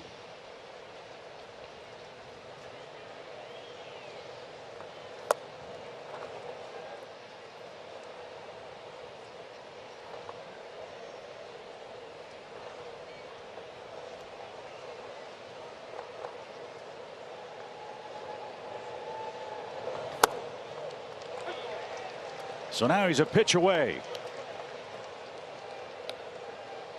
2 balls, 2 strikes.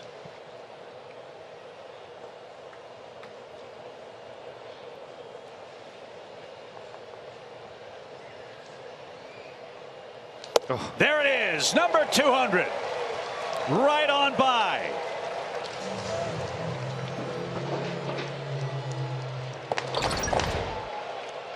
Nothing but pure heat. Staying behind the baseball. Blue Bayou, Linda Ronstadt singing again. Spencer Strider, check it out. 200, Nomo, Wood, Darvish, Matsusaka. Wow. And that bottom line in yellow. When you think of all the great Braves rookie pitchers, he's the first since 1890 in his rookie season to get to 200 strikeouts.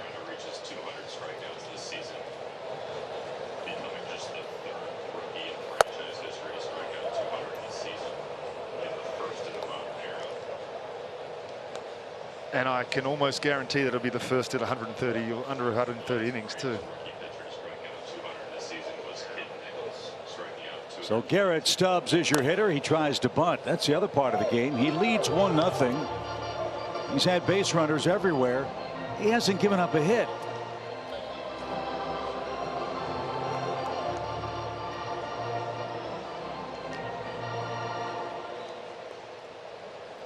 When women are wearing mustaches, you know what I'm saying? That's when you know you're a cult figure. Yeah, we've had some grown Georgia men wearing pearls, and now we have women wearing mustaches.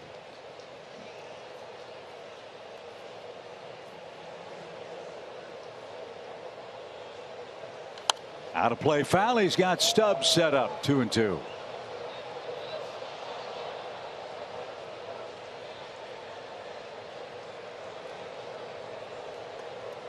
Looks pretty good, actually. Yeah.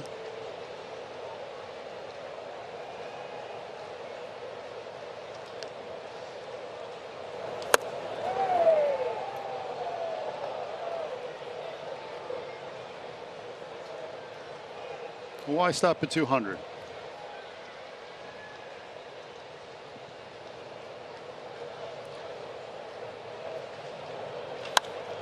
Popped up. Dansby is out. He's got a beat on that. 1 away. Excuse me, 2 away as Stubbs is retired. And Kyle Schwarber the batter. How about the catch Dansby made last night? Oh yeah, I mentioned it last night, is that we won't see a lot of those plays where guys go into the stands anymore, but I have seen a few guys almost use the net as an arena football style, jump up and try and catch it before it hits the net. So we may see some interesting plays, just not the plays that we used to see. Yeah, had the net not been there, that would have been somewhat reminiscent of Derek Jeter, right? That dive into the stands while with the Yankees. And Schwarber went around, strike 1.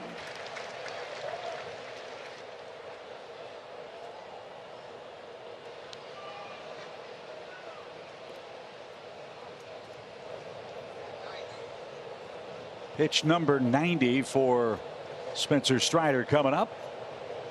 He's walked Schwarber twice. Speaking of great defensive plays, I have to talk about Ronald Acuna's throw last night at 106 miles an hour. Stott was safe. That was the only bad thing about it, maybe. But the Phillies were talking today about the arms that we have in the outfield. Check it out. Spin move. What's the tag from Dansby too? I thought he was out. I thought he was too, but it's just so tough with replay, especially in that 4th inning. You don't want to lose your replay for the rest of the game. 1-2 pitch. Swing and a miss. 201 strikeouts for Spencer Strider. The Phillies without a hit through 5 innings. They're down 1-0. Spencer Strider is finding his groove in Atlanta.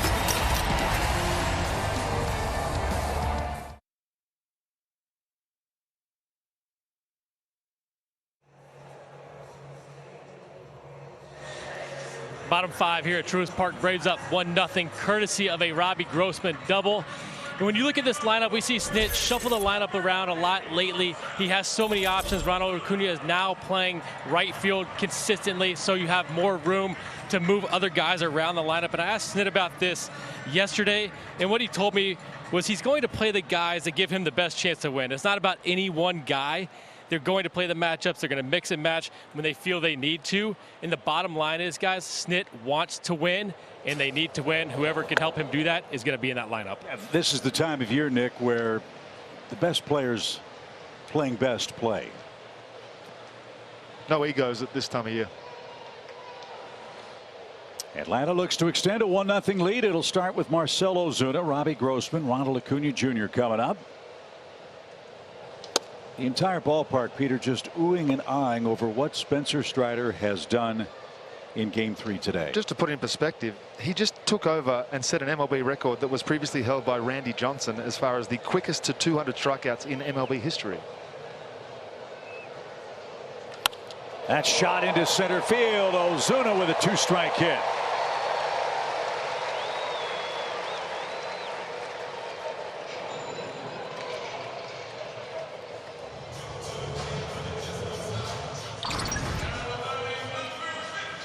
Fastball, inside out swing, nice and easy. Didn't try to do too much. Keep the hands in.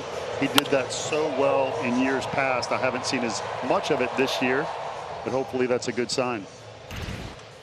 Chance to add on for the Braves. Grossman doubled in his first trip to the plate. That double was a run scoring hit, the only run we've seen today.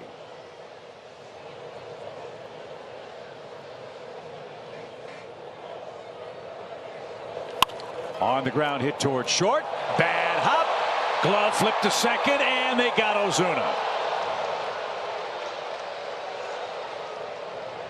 Stott made lemonades out of lemon on that play, and almost big problems for the Phillies. He recovers to get the force, one out. Robbie Grossman hit it pretty hard, but it bounced straight off the chest. Actually did a decent job to get that flip, and Marcell was sprinting all the way.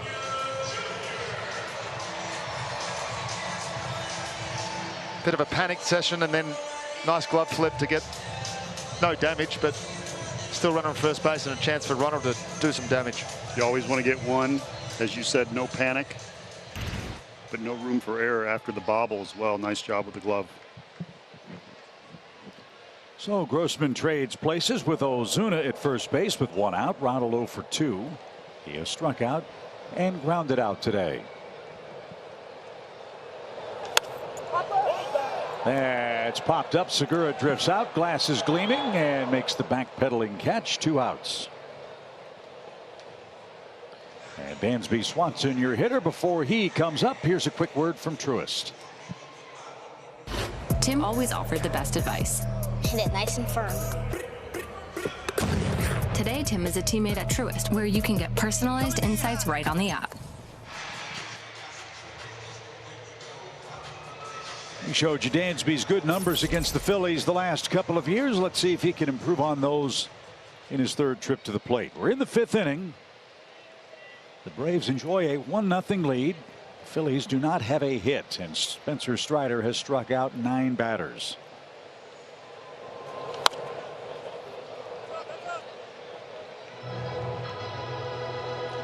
Atlanta trying to win its 8th consecutive game at home. The Braves are 12-3 in their last 15 played here at Truist Park.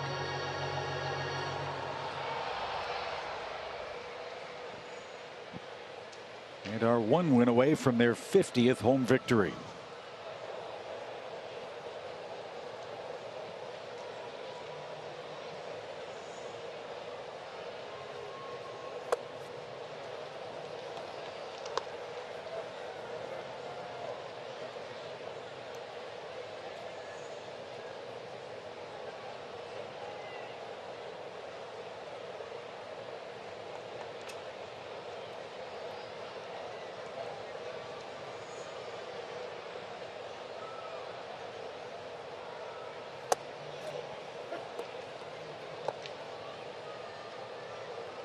Another curveball. It's 1-2 for the Brave shortstop.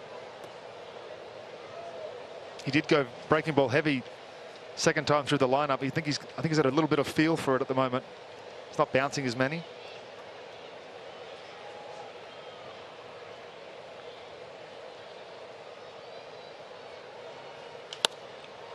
Dansby went down and combed that one foul to stay alive. Still a ball and 2 strikes.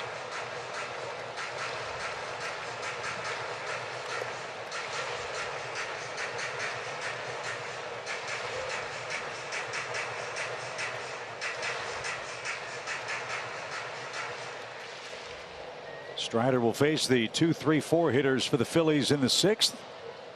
He enjoys a 1-0 lead.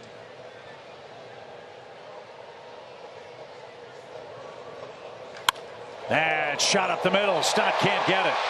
Grossman cuts the bag at second. He'll make his way to third without a throw. And another 2-out knock for Dansby Swanson. It's amazing. It is absolutely amazing, Chip. He said it before. He doesn't understand what happens when he gets to 2 strikes and 2 outs, but he just seems to have that ability just to slow everything down and take exactly what the pitch is going to give him, not to do too much. 66 2-strike hits for Dansby this year.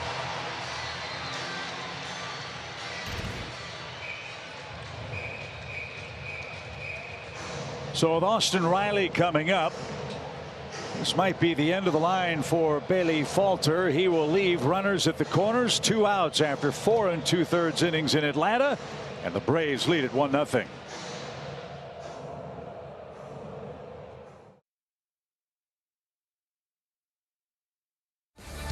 Delta Airlines. Keep climbing. And by Truist. When you start with care, you get a different kind of bank. The Braves have chased Bailey Falter. They look to add to a 1-0 lead. Runners at the corners and 2 men out. We mentioned how good the Braves have been at home. Let's go inside the numbers. That's brought to you by Hyundai. Last 15 home games. I mean, 12-3, 5 runs per game. Average with runners in scoring position almost 300 and an ERA at 2.10. That's the kind of numbers you want to see if you're going to win ball games. Everything clicking at the right time. Mets are clicking. I am so fired up to watch the rest of this race. This is Andrew Bellotti. He'll take over for Bailey Falter, who went 4 2/3 innings, 4 hits, 2 walks, 3 strikeouts, 1 run.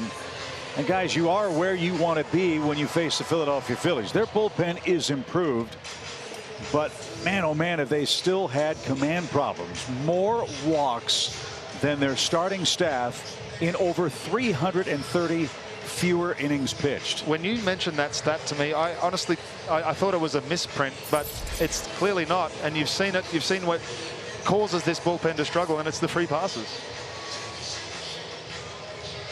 So we'll see how it plays out. We are only in the 5th inning. The Braves have a lot of opportunities to bust this game open. It starts here with Austin Riley versus Andrew Bellotti. Also speaks to the time of year we're in, the importance of this game for the Phillies. Any more ground lost by them, and they know that it's a much harder run home. Bellotti 70% sliders against right-handers, ineffective fastball. When it's that lopsided, I gotta wonder if Austin's sitting slider right here. Let's find out. Bellotti's been a strikeout man for the Phillies. That's what Rob Thompson's banking on here, with Grossman at third, Swanson at first, and 2 outs.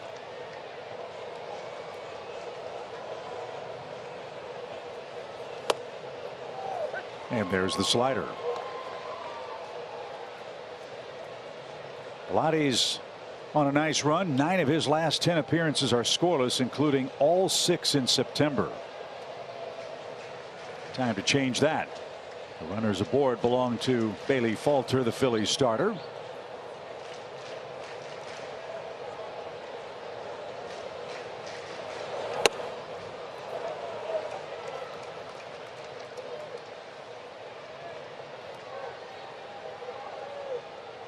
This is Bellotti's 7th appearance against the Braves. He's given up 3 earned runs in 6 innings.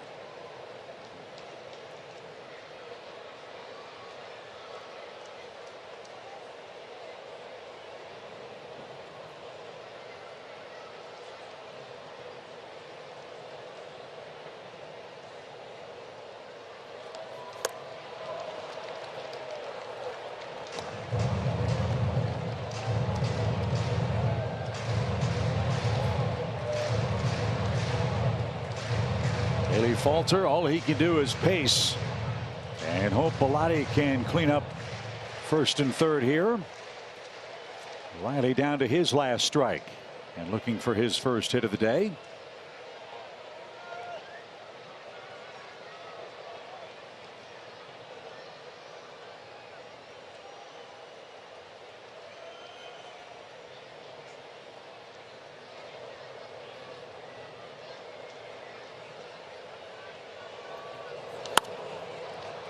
Had a good swing there. And it's 1-2. It's another one he's going to want to have back. Yep.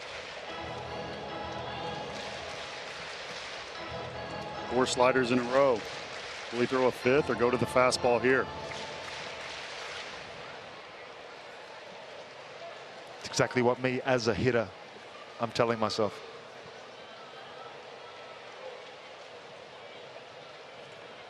Riley's got a lot of room on the right side to play with here. 1 ball, 2 strikes. And over the outside corner, he froze him with a fastball. So Atlanta strands a pair of runners in the 5th. We go to the 6th inning, still 1-0 Braves.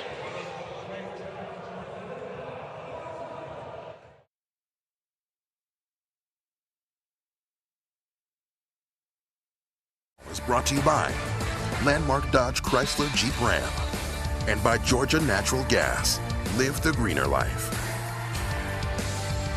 Spencer Strider is through 5 innings with 9 strikeouts. He has 201 strikeouts on the season, the 5th rookie in the wild card era and the 1st rookie since Yu Darvish to get to the 200 strikeout mark in the major leagues. And now he'll face the 2, 3, 4 hitters for the Phillies. It starts with Rhys Hoskins. It starts with some high heat, 98. No reason to slow down now. I was worried he was out of the game because everybody went over and shook his hand. But I think that was just to say well done on the 200 strikeouts. There is action in the Braves bullpen. 93 pitches for Strider. Number 94 letter perfect. It's 0-2. This could be a situation where Snets sends him back out, and if he doesn't allow a base runner, he's able to get through the inning. If you haven't let a base runner get on, you're not going to let the matchups be not in your favor. Well, after Hoskins, you got Harper, a left-hander, Bohm, a right-hander, Marsh, a left-hander.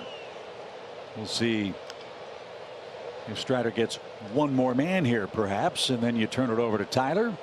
The pitch. And a play foul. 1 ball, 2 strikes. Strikeouts 9. You see the 4-seam, the slider, a little this, a little that, a little up, a little down, a little in, a little out. He has been fantastic all day. Phillies just trying to simply foul the ball off. That's right down Peachtree, and Spencer Strider has struck out 10.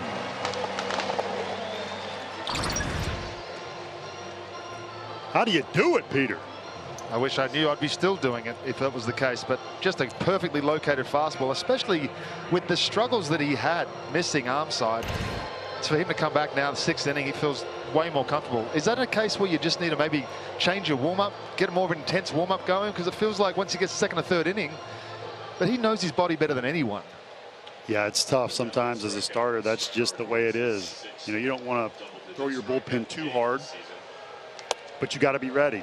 And then you got to have your 3 pitches ready to go. And so sometimes good starters, typically ones that finish really well, if you're going to get to them, you hear the expression, you got to get to them early.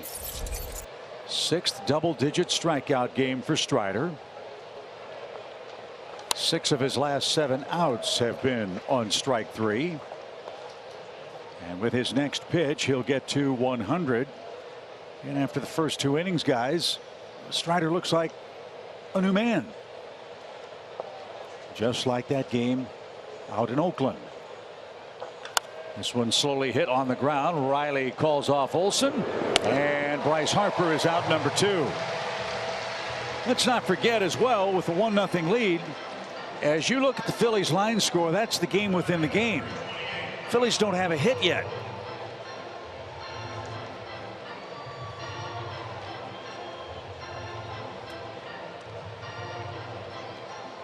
So here's Alec Boehm. He reached on the two-base error and was stranded in the fourth inning. That's when Strider struck out the side.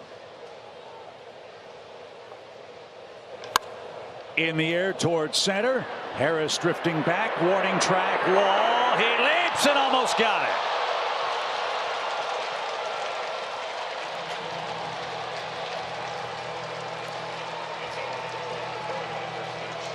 A first pitch homer for Alec Boehm, and the game is tied 1 apiece. I could see from here that clipped off Michael Harris's glove. That would have been the catch of my lifetime. He gets a first pitch slider bomb, puts a really good swing on it, but you could see Michael tracking it the whole way. Oh, just off the fingertip. Look how high he is over the center field wall. My goodness. So a new game in the 6th inning. Alec Boehm continues to punish the Braves. 1-1 your score. As Brandon Marsh digs in and takes a strike. Such a shame. My goodness, he's had such a good game.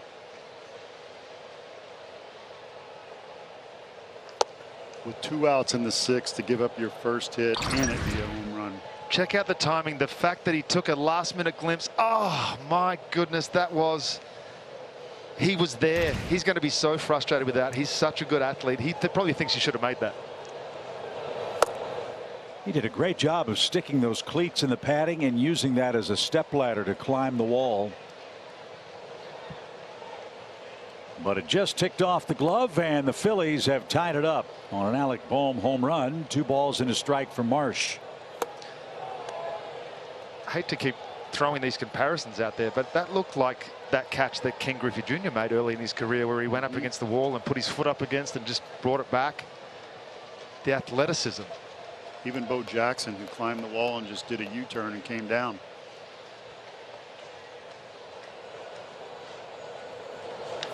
This one on the ground to Grissom. He'll go get it. And the flip to first retires the side. And Spencer Strider upset. A first pitch home run just off the glove of Michael Harris in center. Alec Boehm has tied game 3. It's a 1-1 score.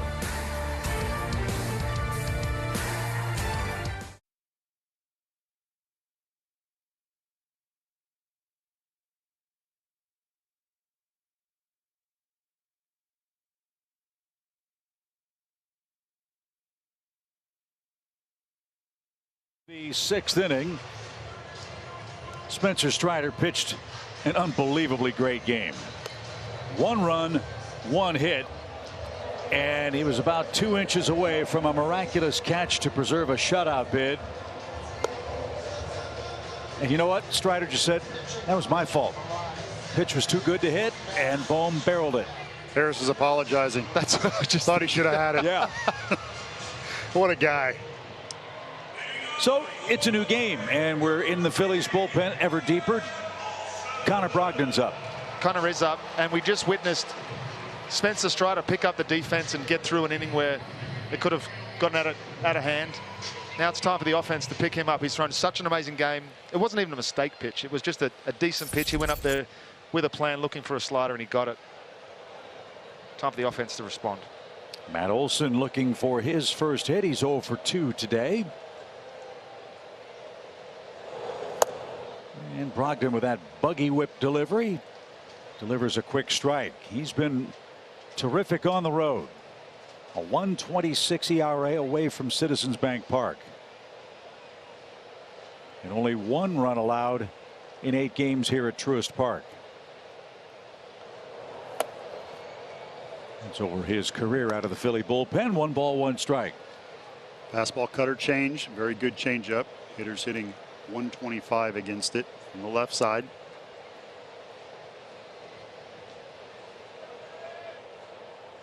See if Matt can get ahead in the count. Get a pitch to drive here. Swing and drove that one foul.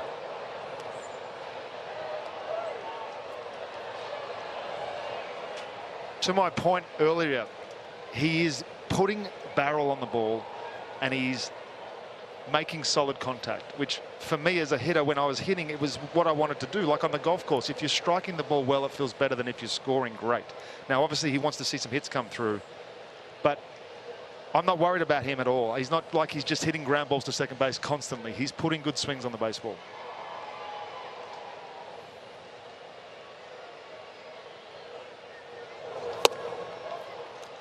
Matt Olson is retired on strikes. 95-mile-an-hour fastball. Matt's 0 for 3 today. And that's how the home 6 starts for the Braves.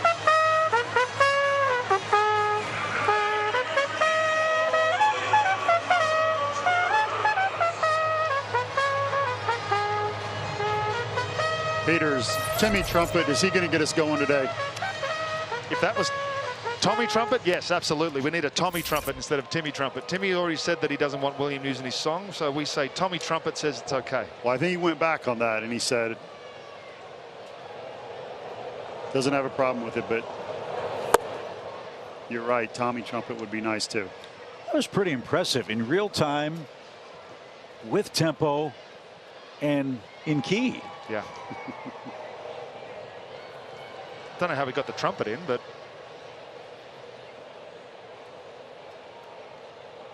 1 ball, no strikes for William Contreras.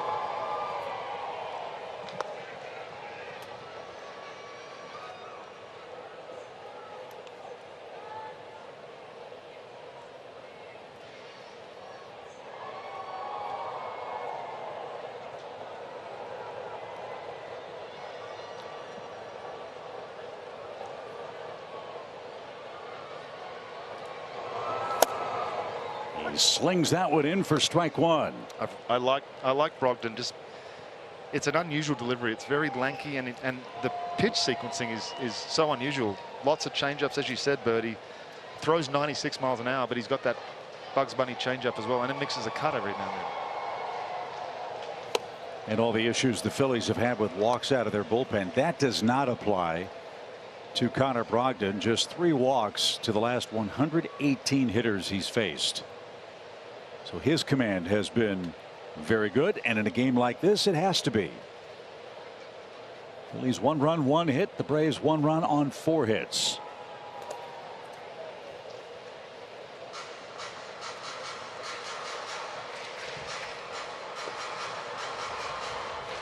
And on cue, Brogdon now has a 3-2 count.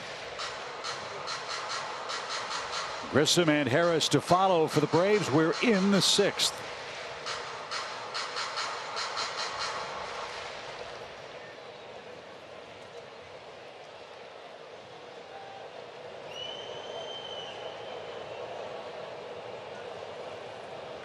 Fly ball, well hit left field. Schwarber turns. The Braves are back in front.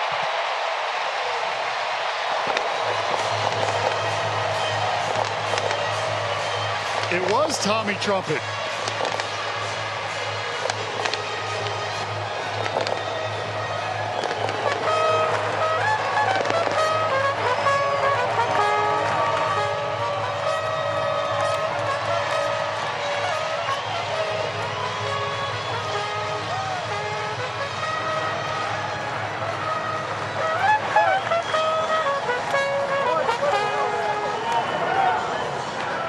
Number 19 for William Contreras. And that puts Spencer Strider back in the lead.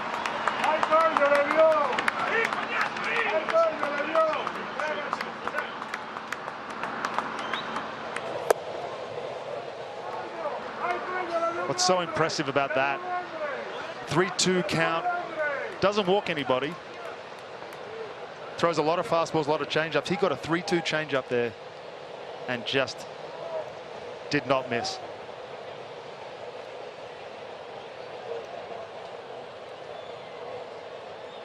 That's fouled away by Vaughn Grissom. Let's see what William got. Changeup up. Do not hang a changeup 3-2 to William Contreras. Look at that swing. He will demolish it. And that's another cool stat for the Braves. When this team hits a homer, they're usually in very good shape. The Braves this year, when they hit one or more homers, 81-33 on the year. And that one from Contreras, the first of the day for the Braves, his 19th.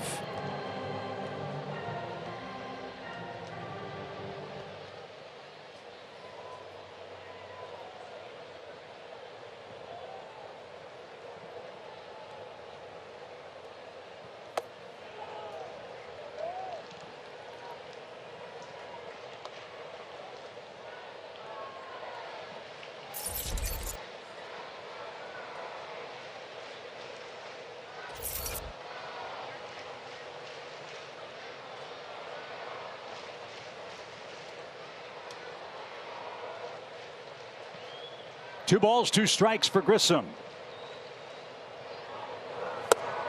And Brogdon got him. That was a better changeup. And two men are out in the inning, both outs via strikeouts. Braves have hit 4 homers in this series, guys, and they're not just hitting meaningless long balls. Peter, they've come when the Braves have needed a bolt of lightning. Yeah, we've watched this team do that. A lot of people would say that it was a curse because we homered so many times. That was all we relied on. This team doesn't just rely on home runs. It's obviously an advantage that we have power right the way up and down, and the fact that people think it's a negative is crazy. 4 home runs in the series for the Braves. 3 have put the team ahead, and 1 has tied the game. So oftentimes it's not how many, but when. And for Contreras, when was the 6th inning, and the Braves are back in front 2-1. Here's Michael. He's doubled and scored today.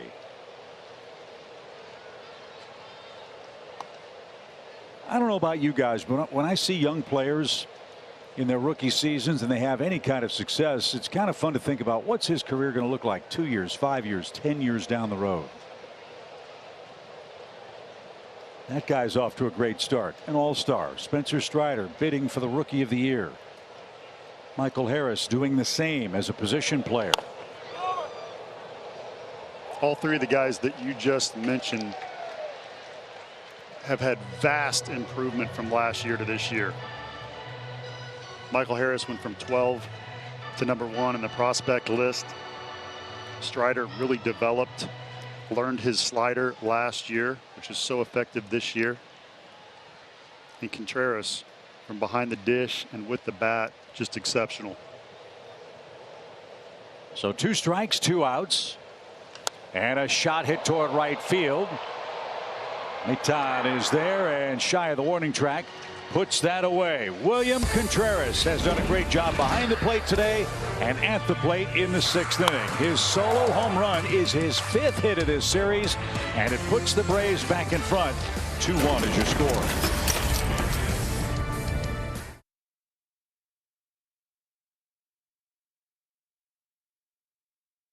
We go to New York. We keep our eyes on the Pirates and the New York Mets. That's O'Neal Cruz, the 6'7" shortstop. He's hit a home run off Jacob deGrom, who's at 100+ pitches. And look at that. The Pirates have come back to tie New York 3-3. Mets led that one 3-0. If Pittsburgh can win that one and we can win today, we'd have a flat-footed tie as we continue our cut to the chase with this incredible race in the National League East between the Braves and the Mets. You don't want to miss any of the action. The Braves Eastern Division rivals will face us on Bally Sports South and Bally Sports Southeast. It's presented by Texas Pete, sauce like you mean it. So Tyler Matzik will get the first call out of the Braves bullpen. Spencer Strider has been staked to a 2-1 lead. Segura, Stott, and Nick Maton coming up for the Philadelphia Phillies.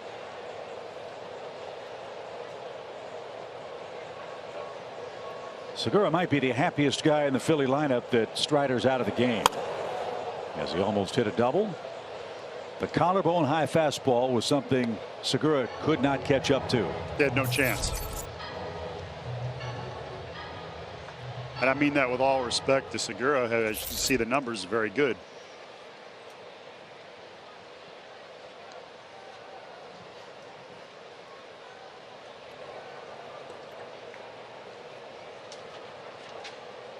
Matzik last worked on the 14th out in San Francisco. So he's had a couple of days of rest. I'm guessing today that Raisel Iglesias might be down. He's pitched in back-to-back games out of the bullpen. That was my guess too. Dylan Lee has also worked 2 straight days. But what an opportunity for Tyler to get back into a high leverage situation like this. 1-run game in the 7th inning. Haven't seen him in a lot of those this year, but we know what he did last year. Quickly 2 strikes, and Segura pops that one into the shaded seats behind the Braves dugout. Everybody else should be okay. Another sellout crowd today, over 42,000, 42,015. Braves knocking at the door of 2.9 million in attendance. We'll fly by that here tomorrow night. On the ground, Riley. That's a foul ball. You get a feeling Austin's not going to let another one get by him the rest of this day. That was a heck of a play, even though it was foul. Tough play with the base there too. Always amazes me when guys are able to do that on the backhand side, like they just know where the ball's going to bounce. That's a pretty decent fielding pitcher, Paul. Don't get me wrong, but tough to really show all my skills in that little circle out there. I understand. And they tell us to stay in there, you know. You got a lot of skills. I mean, it's. That's hit to short. Dansby gave ground but couldn't come up with it. And a 2-strike hit for Gene Segura. So the tying run is aboard for the Phillies here in the 7th inning. And Bryson Stott is coming up. Looked like this one just shot through off the. Oh, it stayed down on him. Didn't come up. There was almost like it slid through the dirt rather than coming up. Dansby's so good at making that play. Plays the angles so well. But couldn't corral that one. And now Stott will hit. He is 0 for 2. He reached on a force play and struck out today.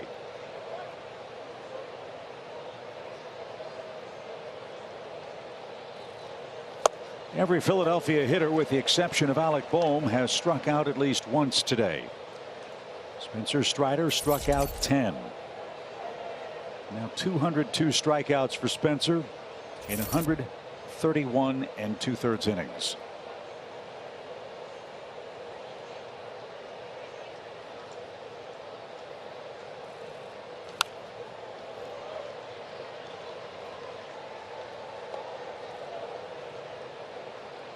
Tyler's got a good fastball today. He does. 95. Now can he finish off the left-hander Bryson Stott? He's been dangerous, a 2-strike threat.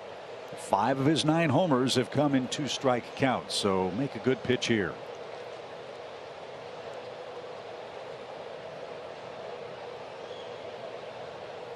Not this time. Stott is down on strikes. That one 96.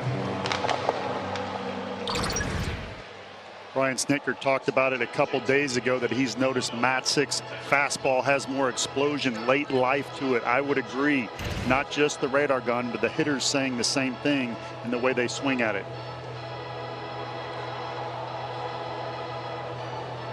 Phillies are going to go to the bench. They're going to try to get some lightning off the bat of JT Realmuto, who did not start today.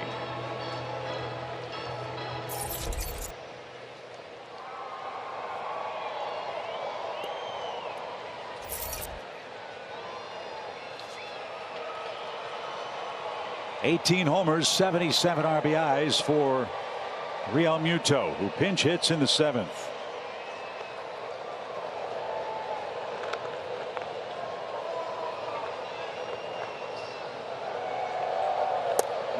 Phillies have bounced into 109 double plays this year. They have 1, 2, 3, 4, 5 guys in double digits in twin killings this year. Realmuto not one of them, but he has hit into 6 double plays. One here would send us to the stretch with the lead.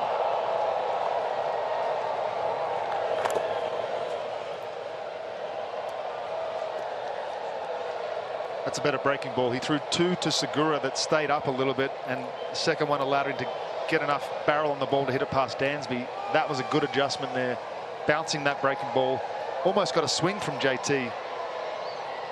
It's the kind of location you need to get that pitch if you're going to get swings and misses.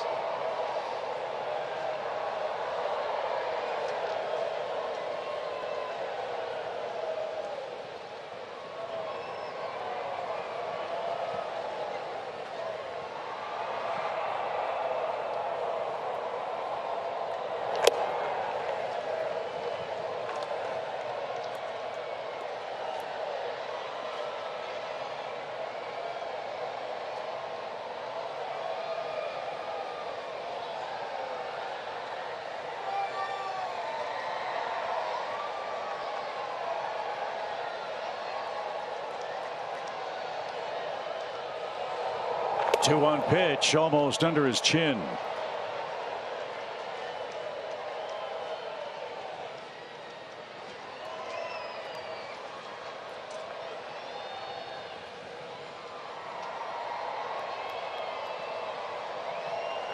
Braves 2, Phillies 1. Real Muto pinch hitting in the 7th. Segura leads at first with a leadoff single.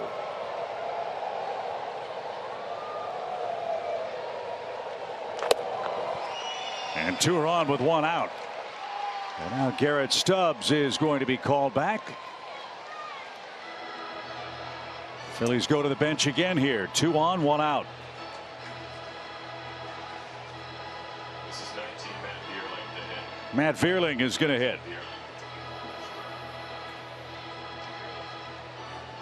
Vierling had a nice night last night. He knocked in a couple of runs with a double and a sacrifice fly.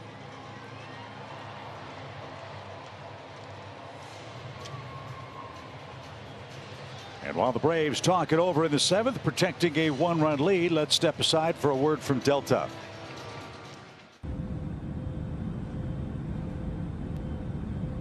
Delta, proud to be the official airline of the 2021 World Champion Atlanta Braves.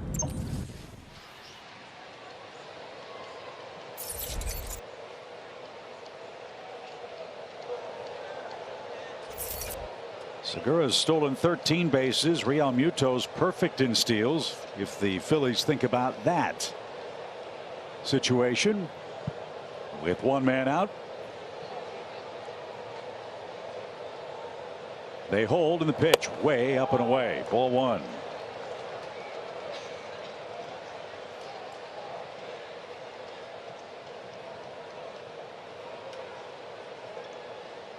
Tyler's got to pay attention to Segura. Make sure he gives him a double look.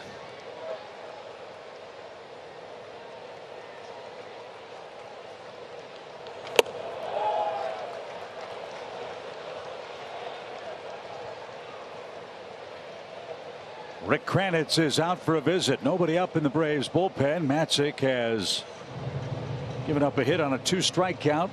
Walked Real Muto and now is behind the 9th place hitter and pinch hitter Matt Vierling.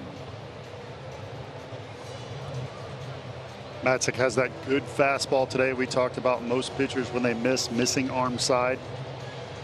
Could be overthrowing just a hair, knowing he has the good heater.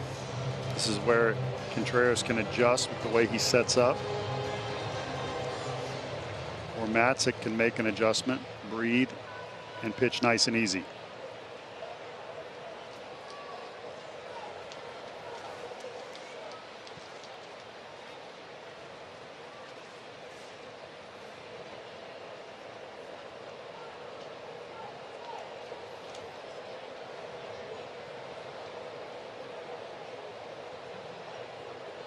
Two balls, no strikes.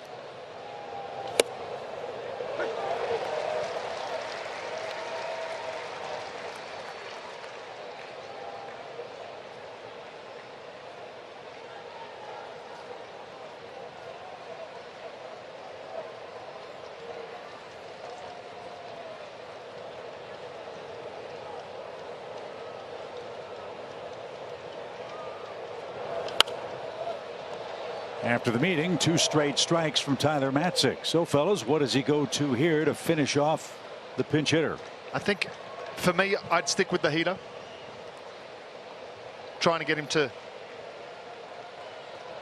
hit the ball on the ground somewhere, obviously. But from that swing alone, I'd stick with the fastball.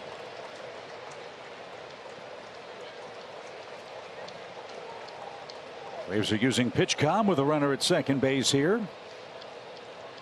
So we'll find out just as you do with a 2-2 pitch coming. And he did get him with a heater. 2 outs. How about Tyler Matzik with some heat on the outside corner? How about my partner, Peter Moylan, telling him what to throw, resident reliever. Well done. I'm actually PitchCom. I didn't know whether you guys knew that, but I'm actually telling Matzik what to do. Well, knock on wood, we hope this stat continues. The Phillies are 2 for their last 31 at the plate with runners in scoring position in this ballpark. And now you've got lefty-lefty with Kyle Schwarber, who has walked twice, struck out once, and hits with 2 on and 2 out. Popped him up. First pitch. Michael Harris is there. He's got it, and the Braves hold the lead.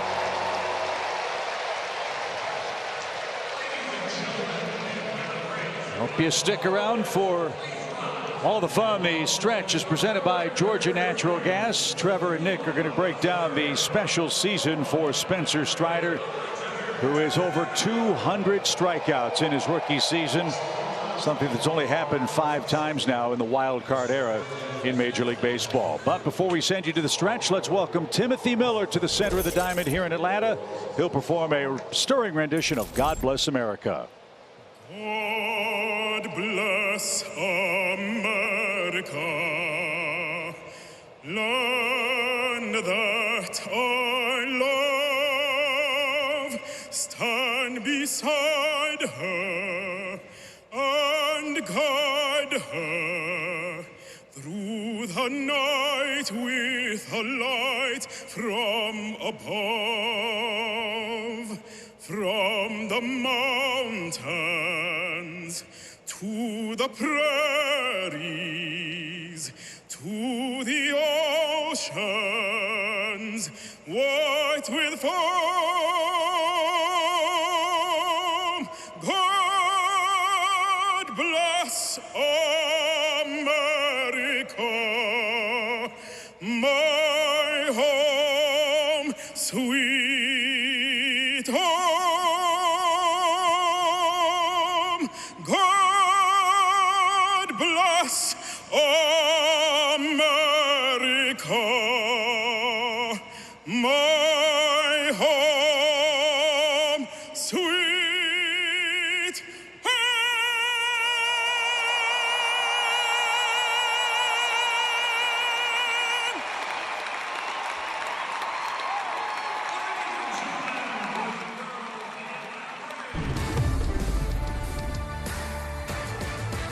The Stretch is brought to you by Georgia Natural Gas.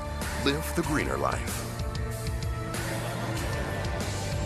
Welcome into the stretch presented by Georgia Natural Gas. Trevor Scales, Nick Green kicking it outside on the battery with you. And Spencer Strider was at 60 pitches through 3 innings, Nick, but he dials it in and gets a career landmark that not many people have been able to achieve thus far. It's tough to do what he's done, especially when he hasn't been starting the entire season. Started in the bullpen, did a nice job of letting him throw multiple innings to get him ready to be a starter. And all he's done is absolutely dominate as a starter. Even if he doesn't have his best stuff, even if he comes out of the gate struggling a little bit like he did today, he knows how to get things back on track. I love what he did today. The first 2 innings, a little bit rocky as far as pitch count was concerned, not throwing a ton of strikes.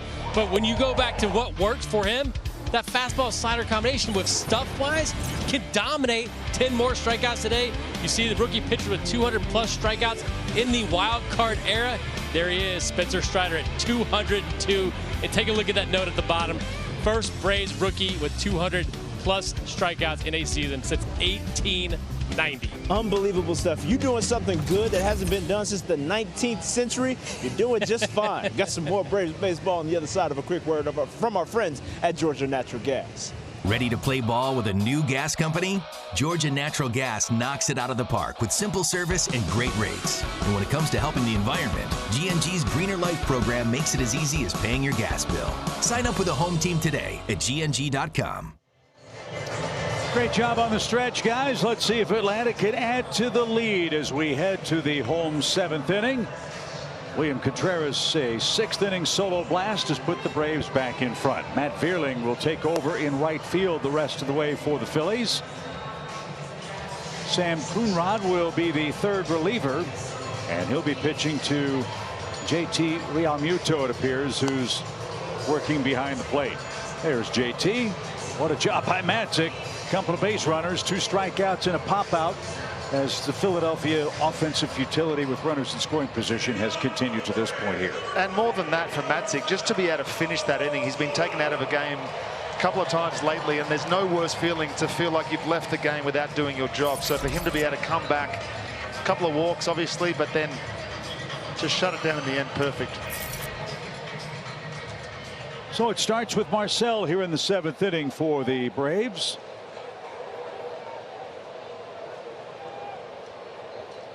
Not much history head-to-head with the Braves and Mr. Coonrod. Guy you'll keep an eye on is Ronald Acuna Jr., who's 2 for 3 against him, including a home run, and Ronald is due 3rd in this inning. Fastball slider change, 75% fastballs to righties.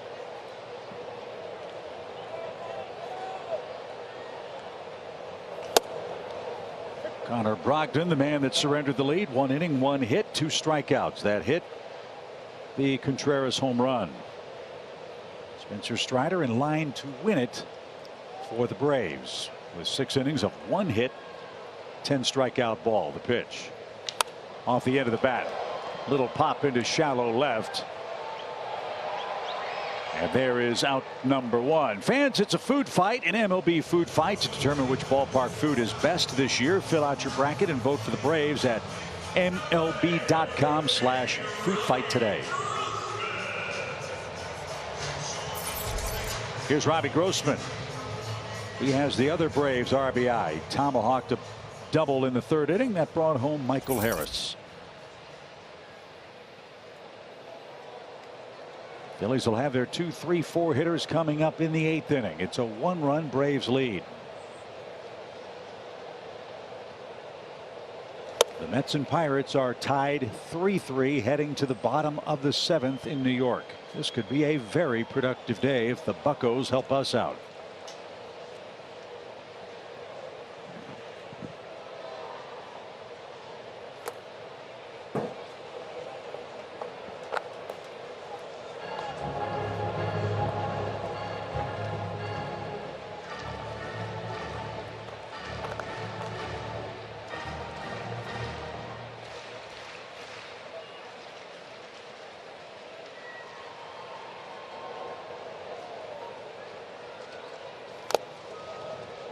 Off Realmuto's glove, 2 balls and a strike. Again, the Braves have Washington in next. 3 games against the Nationals coming up. Nationals rebuilding. They're 51-94 on the year.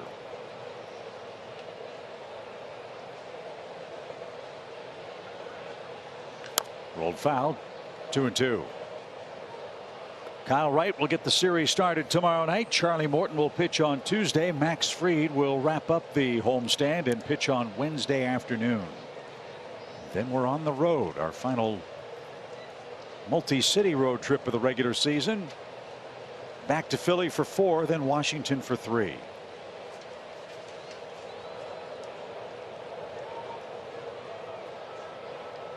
Swing, fly ball, well hit, deep right field. That ball is at the wall and gone.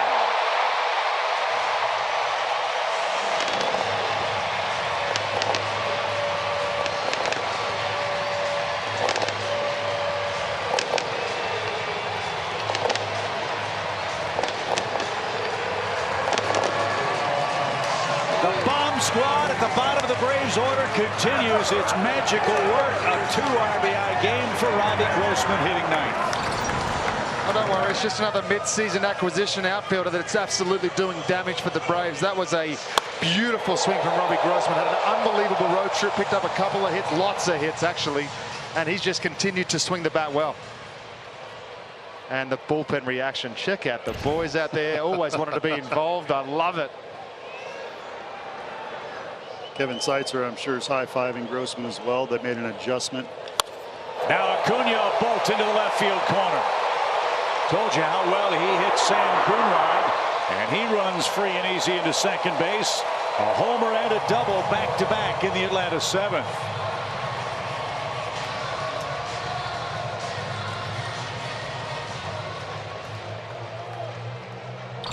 A lot of action on first pitch from Ronald. Gets a changeup here, keeps his hands in, drives it. Similar to last night, hits another ball down the line. But the impressive part for me was the way that he picked up a second gear as he got around first base and headed into second. It was something we haven't seen from him a lot this year.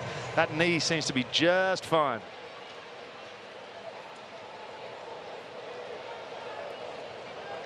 Well, one is fun. Two would be even more so for the Braves here in the home seventh. Dansby Swanson has walked and singled in his 3 trips to the plate today. A.J. Minter is playing catch in the Braves bullpen. Looks like he'll come on and face the Phillies in the 8th.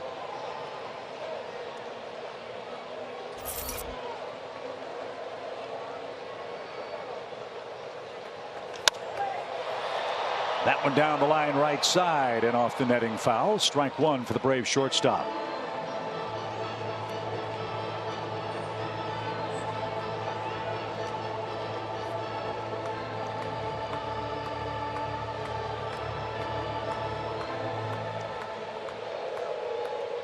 Braves gunning for their 8th straight home win.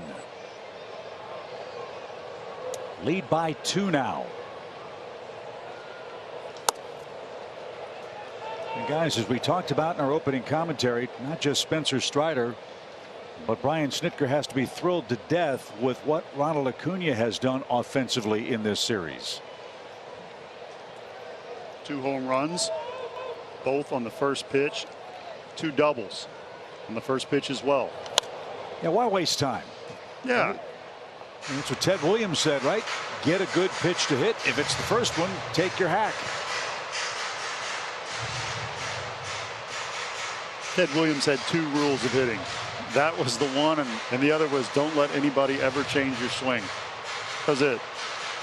Get a good pitch to hit, and that. It's so simple. Dansby behind in the count as Coonrod checks and delivers, and strike 3. Swanson knew that, and that's the second out.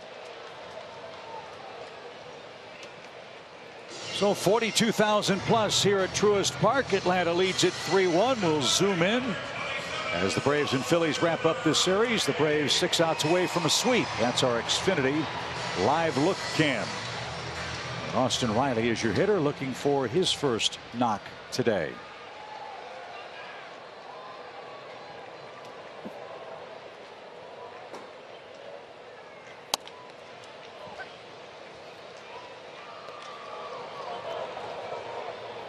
Talked to Austin before the game. He's working through a little bit of an arm bar. That's where as a righty your left arm gets a little straight on the load and you're a little bit late. Right now would be a nice time for him to figure that out. He's got one more strike to try in this 7th inning. It's 0-2. Single runs in the 3rd, 6th, and 7th for the Braves. Boy, those add-on runs are a thing of beauty, aren't they? Phillies got the game tied on an Alec Bohm first pitch homer. But now it's a 2-run lead. Late the pitch. Outside, 1 ball, 2 strikes.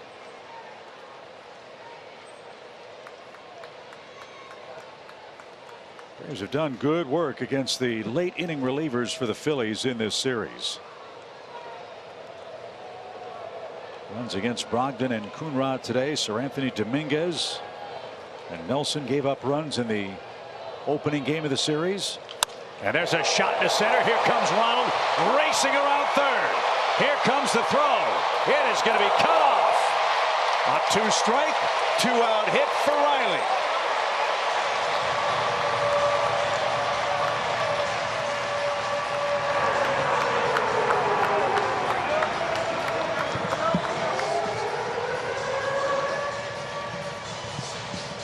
Six different Braves have a hit with 2 strikes in this game. You knew it was eventually going to come, and Riley, similar to the last at bat, kept his hands inside, drove it straight back up the middle. That's what you want to see from Austin, and there's absolutely no chance you're throwing Ronnie out from there. He even said it himself. No. So 91 RBIs for Riley and Matt Olson. All the pressure off Matt now, at least as far as the score is concerned. Braves have a 3-run lead. Let's see if he can pick up his first hit of the series.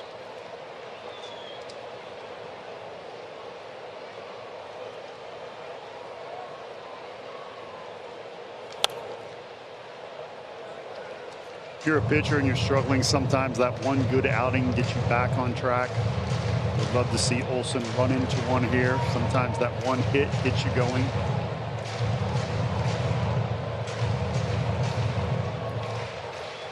But again, guys, 0-2.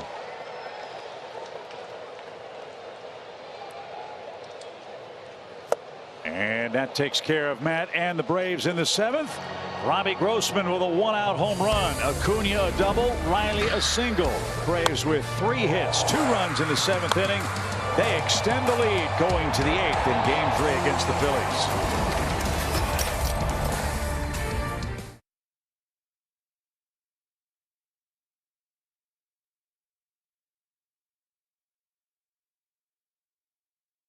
Baseball is brought to you by the GMC Sierra Heavy Duty Truck and by Xfinity. Supercharge your home with supersonic Wi-Fi. Unbeatable internet, only from Xfinity. Braves with some offense late here in Atlanta have a 3-run lead. Robbie Grossman, one of the 2 homers hit by the Braves today. A reminder for you, A-list memberships are on sale for next season. As a full season A-list member, you get all the benefits for next year and have priority access to this year's potential postseason home games. For all the information, go to Braves.com/A-list. A.J. Minter greets Rhys Hoskins, who skies that one softly toward right. 1 pitch, 1 out for A.J. Minter. Bryce Harper the hitter. Here's a quick word from Zaxby's.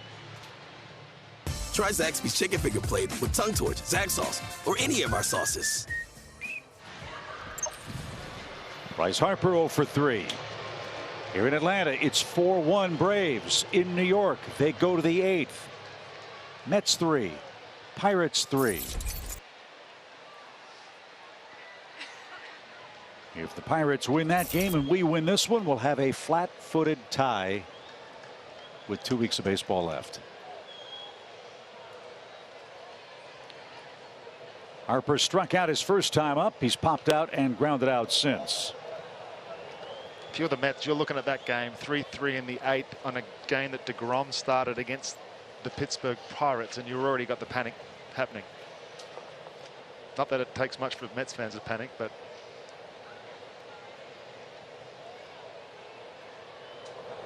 Harper slashes that foul out of play. 1 ball, 1 strike.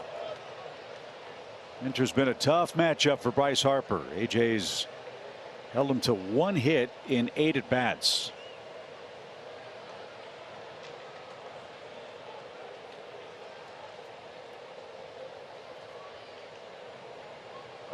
Snitz used his bullpen well today. Matzik follows Strider. Minter follows Matzik. With a 3-run lead, 2 balls and a strike.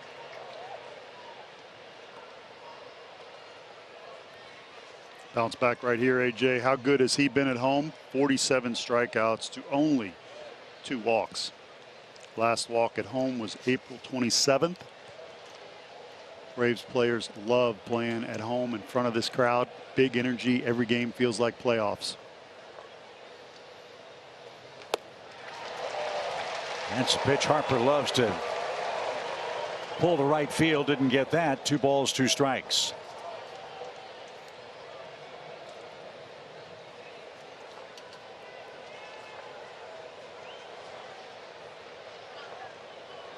Braves so far 10-4 this month. In good position to make it 11-4 as Harper strikes out for the second time. 2 up, 2 down for Minter. Fuel 98 up and in. Lefty on lefty. Harper, one of the best hitters in the game, no chance.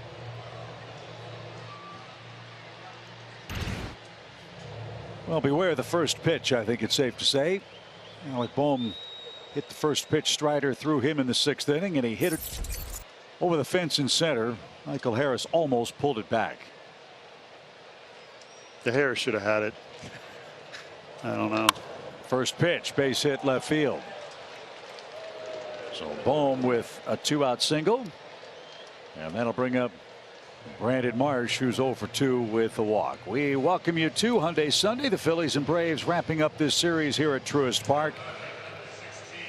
The Braves gunning for win number 91 on the season, and their 13th in 16 played in their beautiful new home. Nick Green downstairs. Birdie, Peter, Chip Carey with you upstairs on a perfect Sunday afternoon. Thank you for joining us this weekend as Marsh digs in with 2 outs.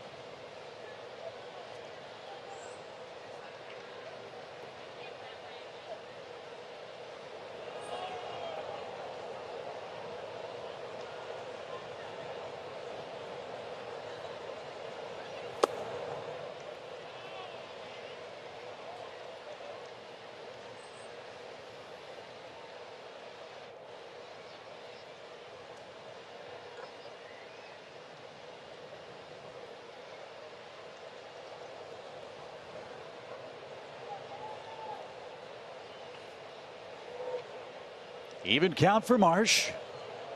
Bohm leads at first. And the Braves are a strike away now from going back to work at the plate in the 8th.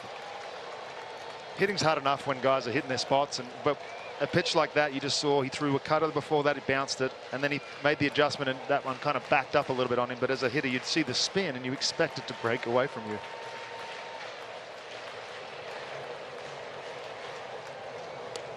Just about every pitcher guys I've talked to said if we could patent the old backup breaking ball, we'd all be in the Hall of Fame, right?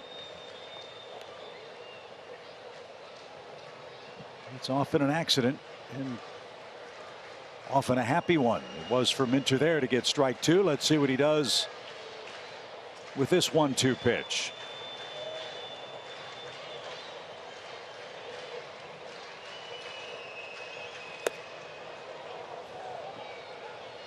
Went back to the same spot. He got Harper. Exactly the same location.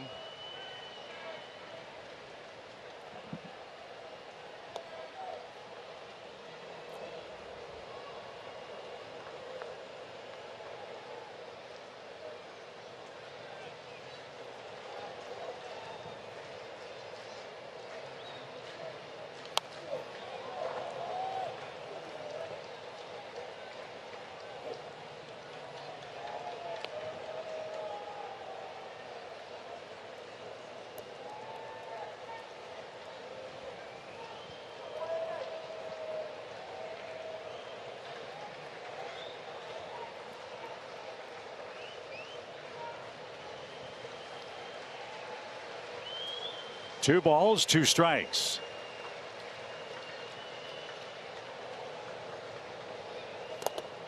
That bounces away from Contreras, and that'll chase Alec Bohm into second base. The Pirates are done hitting in the top of the 8th inning. That game remains tied 3-3. You mentioned Jacob deGrom started. The Pirates have struck out 19 times in that game, which ties a Mets franchise record, but it's still a 3-3 score. Wow.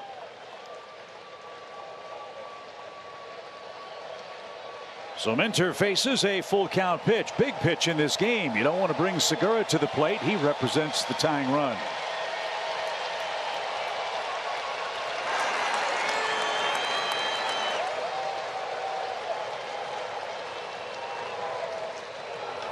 Fly ball center. That should be no trouble for Harris. He retreats a step or two, and we head to the home eighth. Matzik and Minter, terrific relief work. Braves in command, 4-1.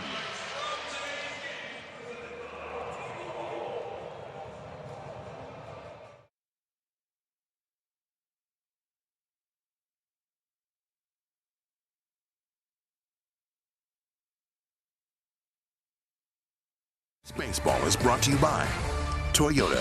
Visit your local Toyota dealers today. Toyota, let's go places. And by the Georgia Lottery. Today could be the day.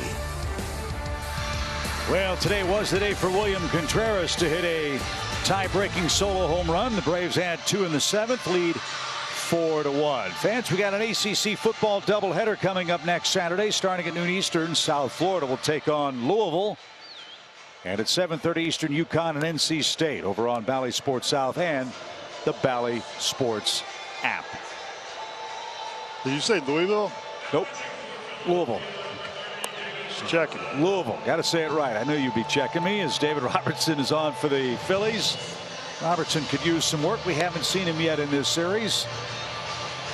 He came over from the Cubs and has done a nice job at the back end of this Phillies bullpen. He's had a great year. Actually got picked up out of the Olympics. Had a great showing for Team USA. And he hasn't skipped a beat since he's come back. His curveball's still really, really good. Velocity hasn't gone anywhere. And Tommy Trumpet's just blowing that horn. Look at him. Worked last time. That's going to drive the Mets fans crazy. And that's what makes it so great. So Contreras homered last time up.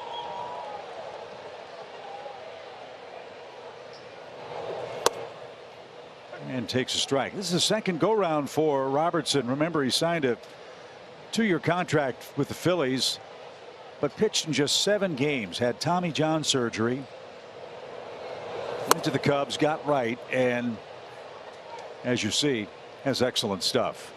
Well, this is what's unusual about him. Really only 2 pitches, cutter and a curveball, but his curveball is so effective against righties and lefties. And 3 pitches takes care of Contreras. That's out number 1 in the Atlanta 8th. Vaughn Grissom's your hitter. First a word from Texas Pete. Welcome to the tribe. The Texas Pete tried and true. Texas Pete, sauce like you mean it.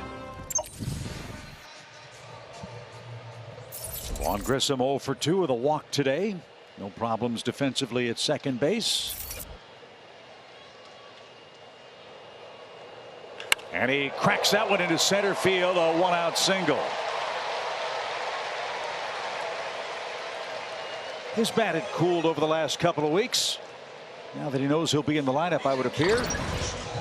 Looked like he swung confidently here in the 8th. Got a cutter that backed up a little bit, stayed over the inner half of the plate, but we've seen it multiple times today with these Braves hitters being able to get their hands inside and get barreled at that ball. And you knew he wasn't going to hit Grissom 370 the whole year coming up, so he is going to cool off a little bit, a little ebb and flow. But overall, just really solid. Transitioning to second base, normally a shortstop. Kenley Jansen on the right will pitch if the lead stays 3. Jesse Chavez if it's a bigger than 3-run lead, and it might be. If that stays fair, it is just foul. That was close.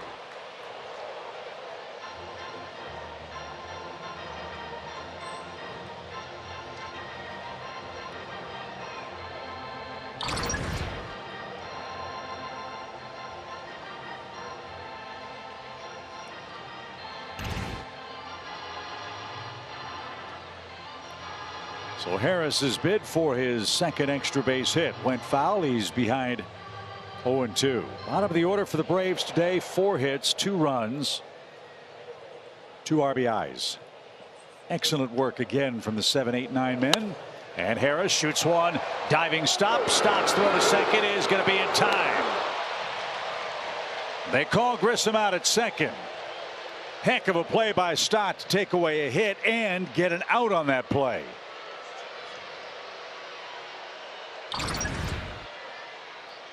I mentioned it earlier. He's made some really good plays since they've been here, but that's just a great job of transitioning on the move, Birdie. You've laid out, you've had to get to your knees and try to make a play. Makes a great throw, so much so that Segura thinks that he can throw Michael Harris out once he's 30 feet past the bag. Atlanta is challenging this out call at second base. Grissom trotted off the field, but the Braves are going to challenge this call at second base. It was bang bang. I wonder if on the slide Grissom's top foot popped in the air, which cost him maybe a split second on the play at second. And let's try it. It's replay. Stranger things have happened. 2 outs in the 8th.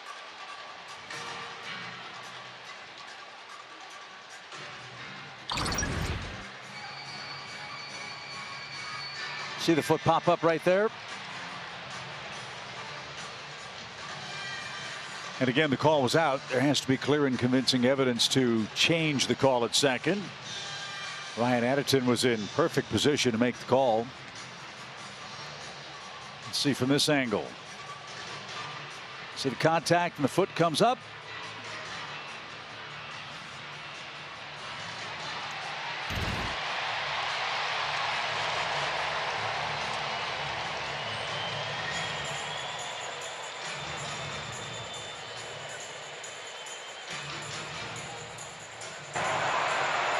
After review, the call on the field is confirmed.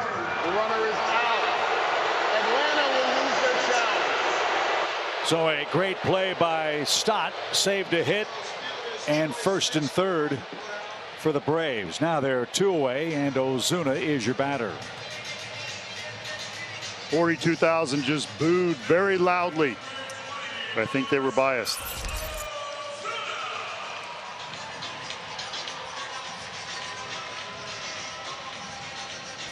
Ozuna with a 5th inning single. Braves have out hit the Phillies 9-3 today.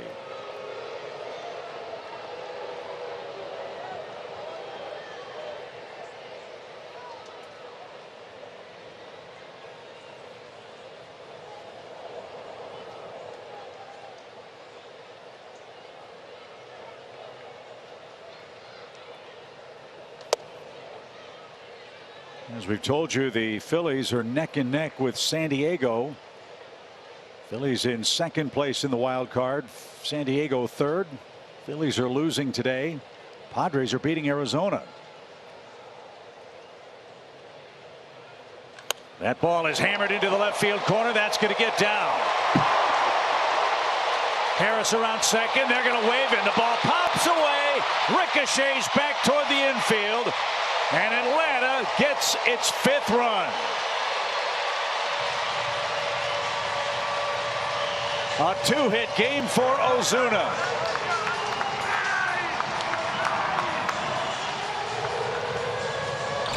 Well, this is exciting. Ozuna gets a curveball, keeps his hands back, drills it down the left field line, and you see Schwarber try to juggle or do some sort of magic trick out there to get us out at home plate and unable to do it. The ball is alive. It's a double and an RBI. And Atlanta's lead is 5-1. Kenley Jansen sits down. Jesse Chavez is playing catch. Again, guys, this is the way the Braves play. They have a knack for hitting relief pitchers. They've done it this whole series. Brogdon, Coonrod, and now Robertson join Sir Anthony Dominguez and Nelson in giving up runs in late inning situations.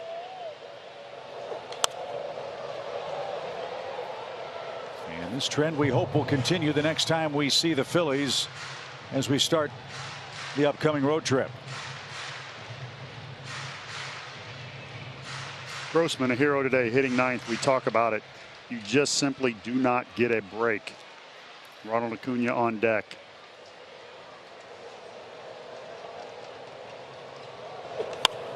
Little pop toward Bohm at third. He'll retreat. Stock joins him. And that will retire the side. The Braves pick up a run on a couple of hits to extend the lead. We go to the ninth. 5-1 your lead as Atlanta tries to sweep.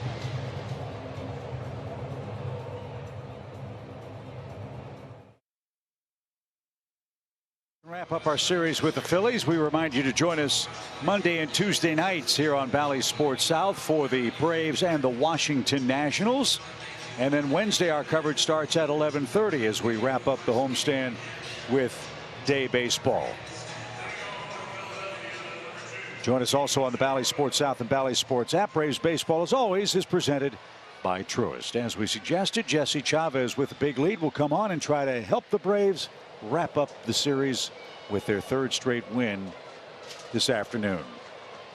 He'll face Segura, Stott, and then JT Realmuto. Talked earlier about add-on runs, how uplifting they are for you when you get them, how demoralizing they can be for the other guys. That's really been the story of this series.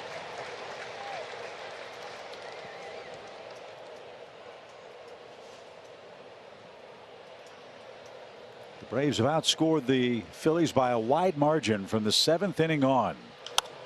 As this ball is golfed toward right center and Ronald over quickly. Great jump. And Segura's retired. He's out number 1. There's really been a noticeable difference in, I feel like, the first step from Ronald. Last night there was that ball that sort of shot off to the left-hand side and then took a hard left, and he was able to make the adjustment quickly. His first step on that play there was really, really good. Would you agree too, Peter, that not just the first step plays, but the last step, his ability to stop on that knee, pivot, and throw a strike? Yeah, there's no like stop stepping, and he's able to pivot on a dime and make those good throws. And we saw it last night when he was able to keep runners off second base, attempted throw home. I mean, he's just turned himself back into that complete player who can carry this team when he's going good. And that leverage, Bertie, on the right knee, his ability to lay back and hit the ball with authority has been evident, I think, in these 3 games. Absolutely. You know, when you're on the mound, you pitch with your legs. You hit with your legs. If you have a knee that's sore, or that maybe you're not sure when you swing and get on it, if it's going to be sore, it affects your confidence in the box. He's talked about that. He's just accepted the fact that this year there's going to be good days and bad days. Bryson Stott sharply hit right at Matt Olson. That's the second out.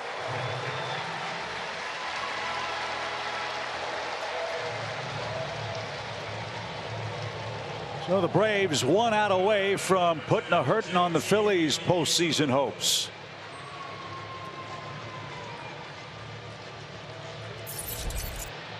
While we play the Nationals, the Mets have the Milwaukee Brewers next. And right now the Mets have reclaimed the lead 4-3 in the bottom of their 8th inning in New York. And Realmuto takes a strike.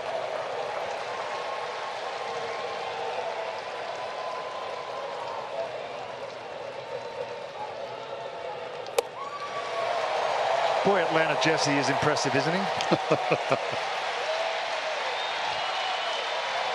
Everybody up in Atlanta.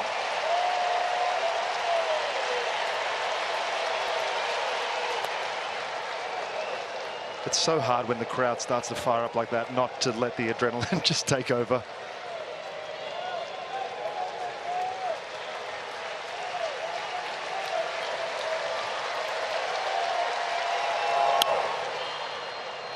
I know we hear players say, well, I tuned everything out. Can you? I mean, I'm sure some can. I can't. No. I hear you could be in left field bleachers calling my name and I'll hear you. 1 ball, 2 strikes. Fly ball right. Ronald gives chase. And it's out of play. Spencer Strider is in line to win his 11th game today. 10 strikeouts in 6 innings. 202 strikeouts for the year. Matzik, Minter, and now Jesse Chavez trying to wrap it up. But we'll see another pitch.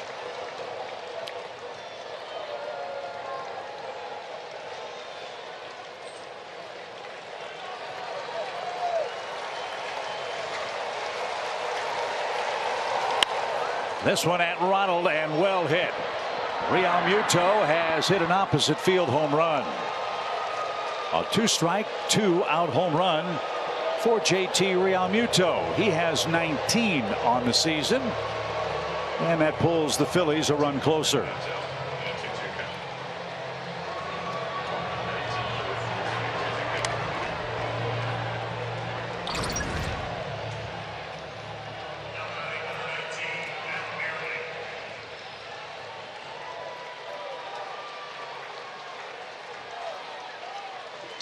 No doubter for Realmuto. But that's the luxury of a 4-run lead. Right, and you can see Jesse just pumping strikes, trying to get through this inning as quickly as he can. Great pace.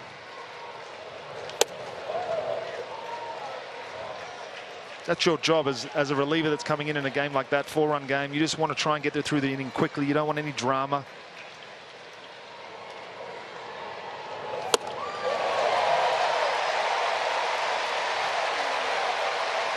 So again, we're a strike away.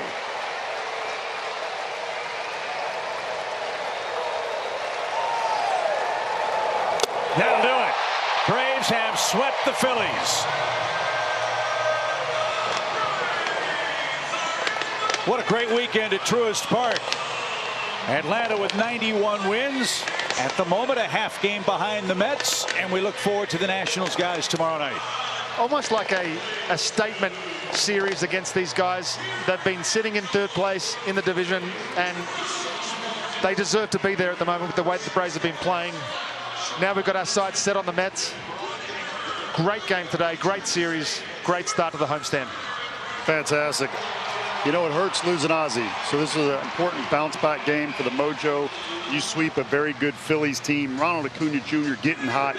Great pitching throughout this whole series and timely hitting, everyone clicking.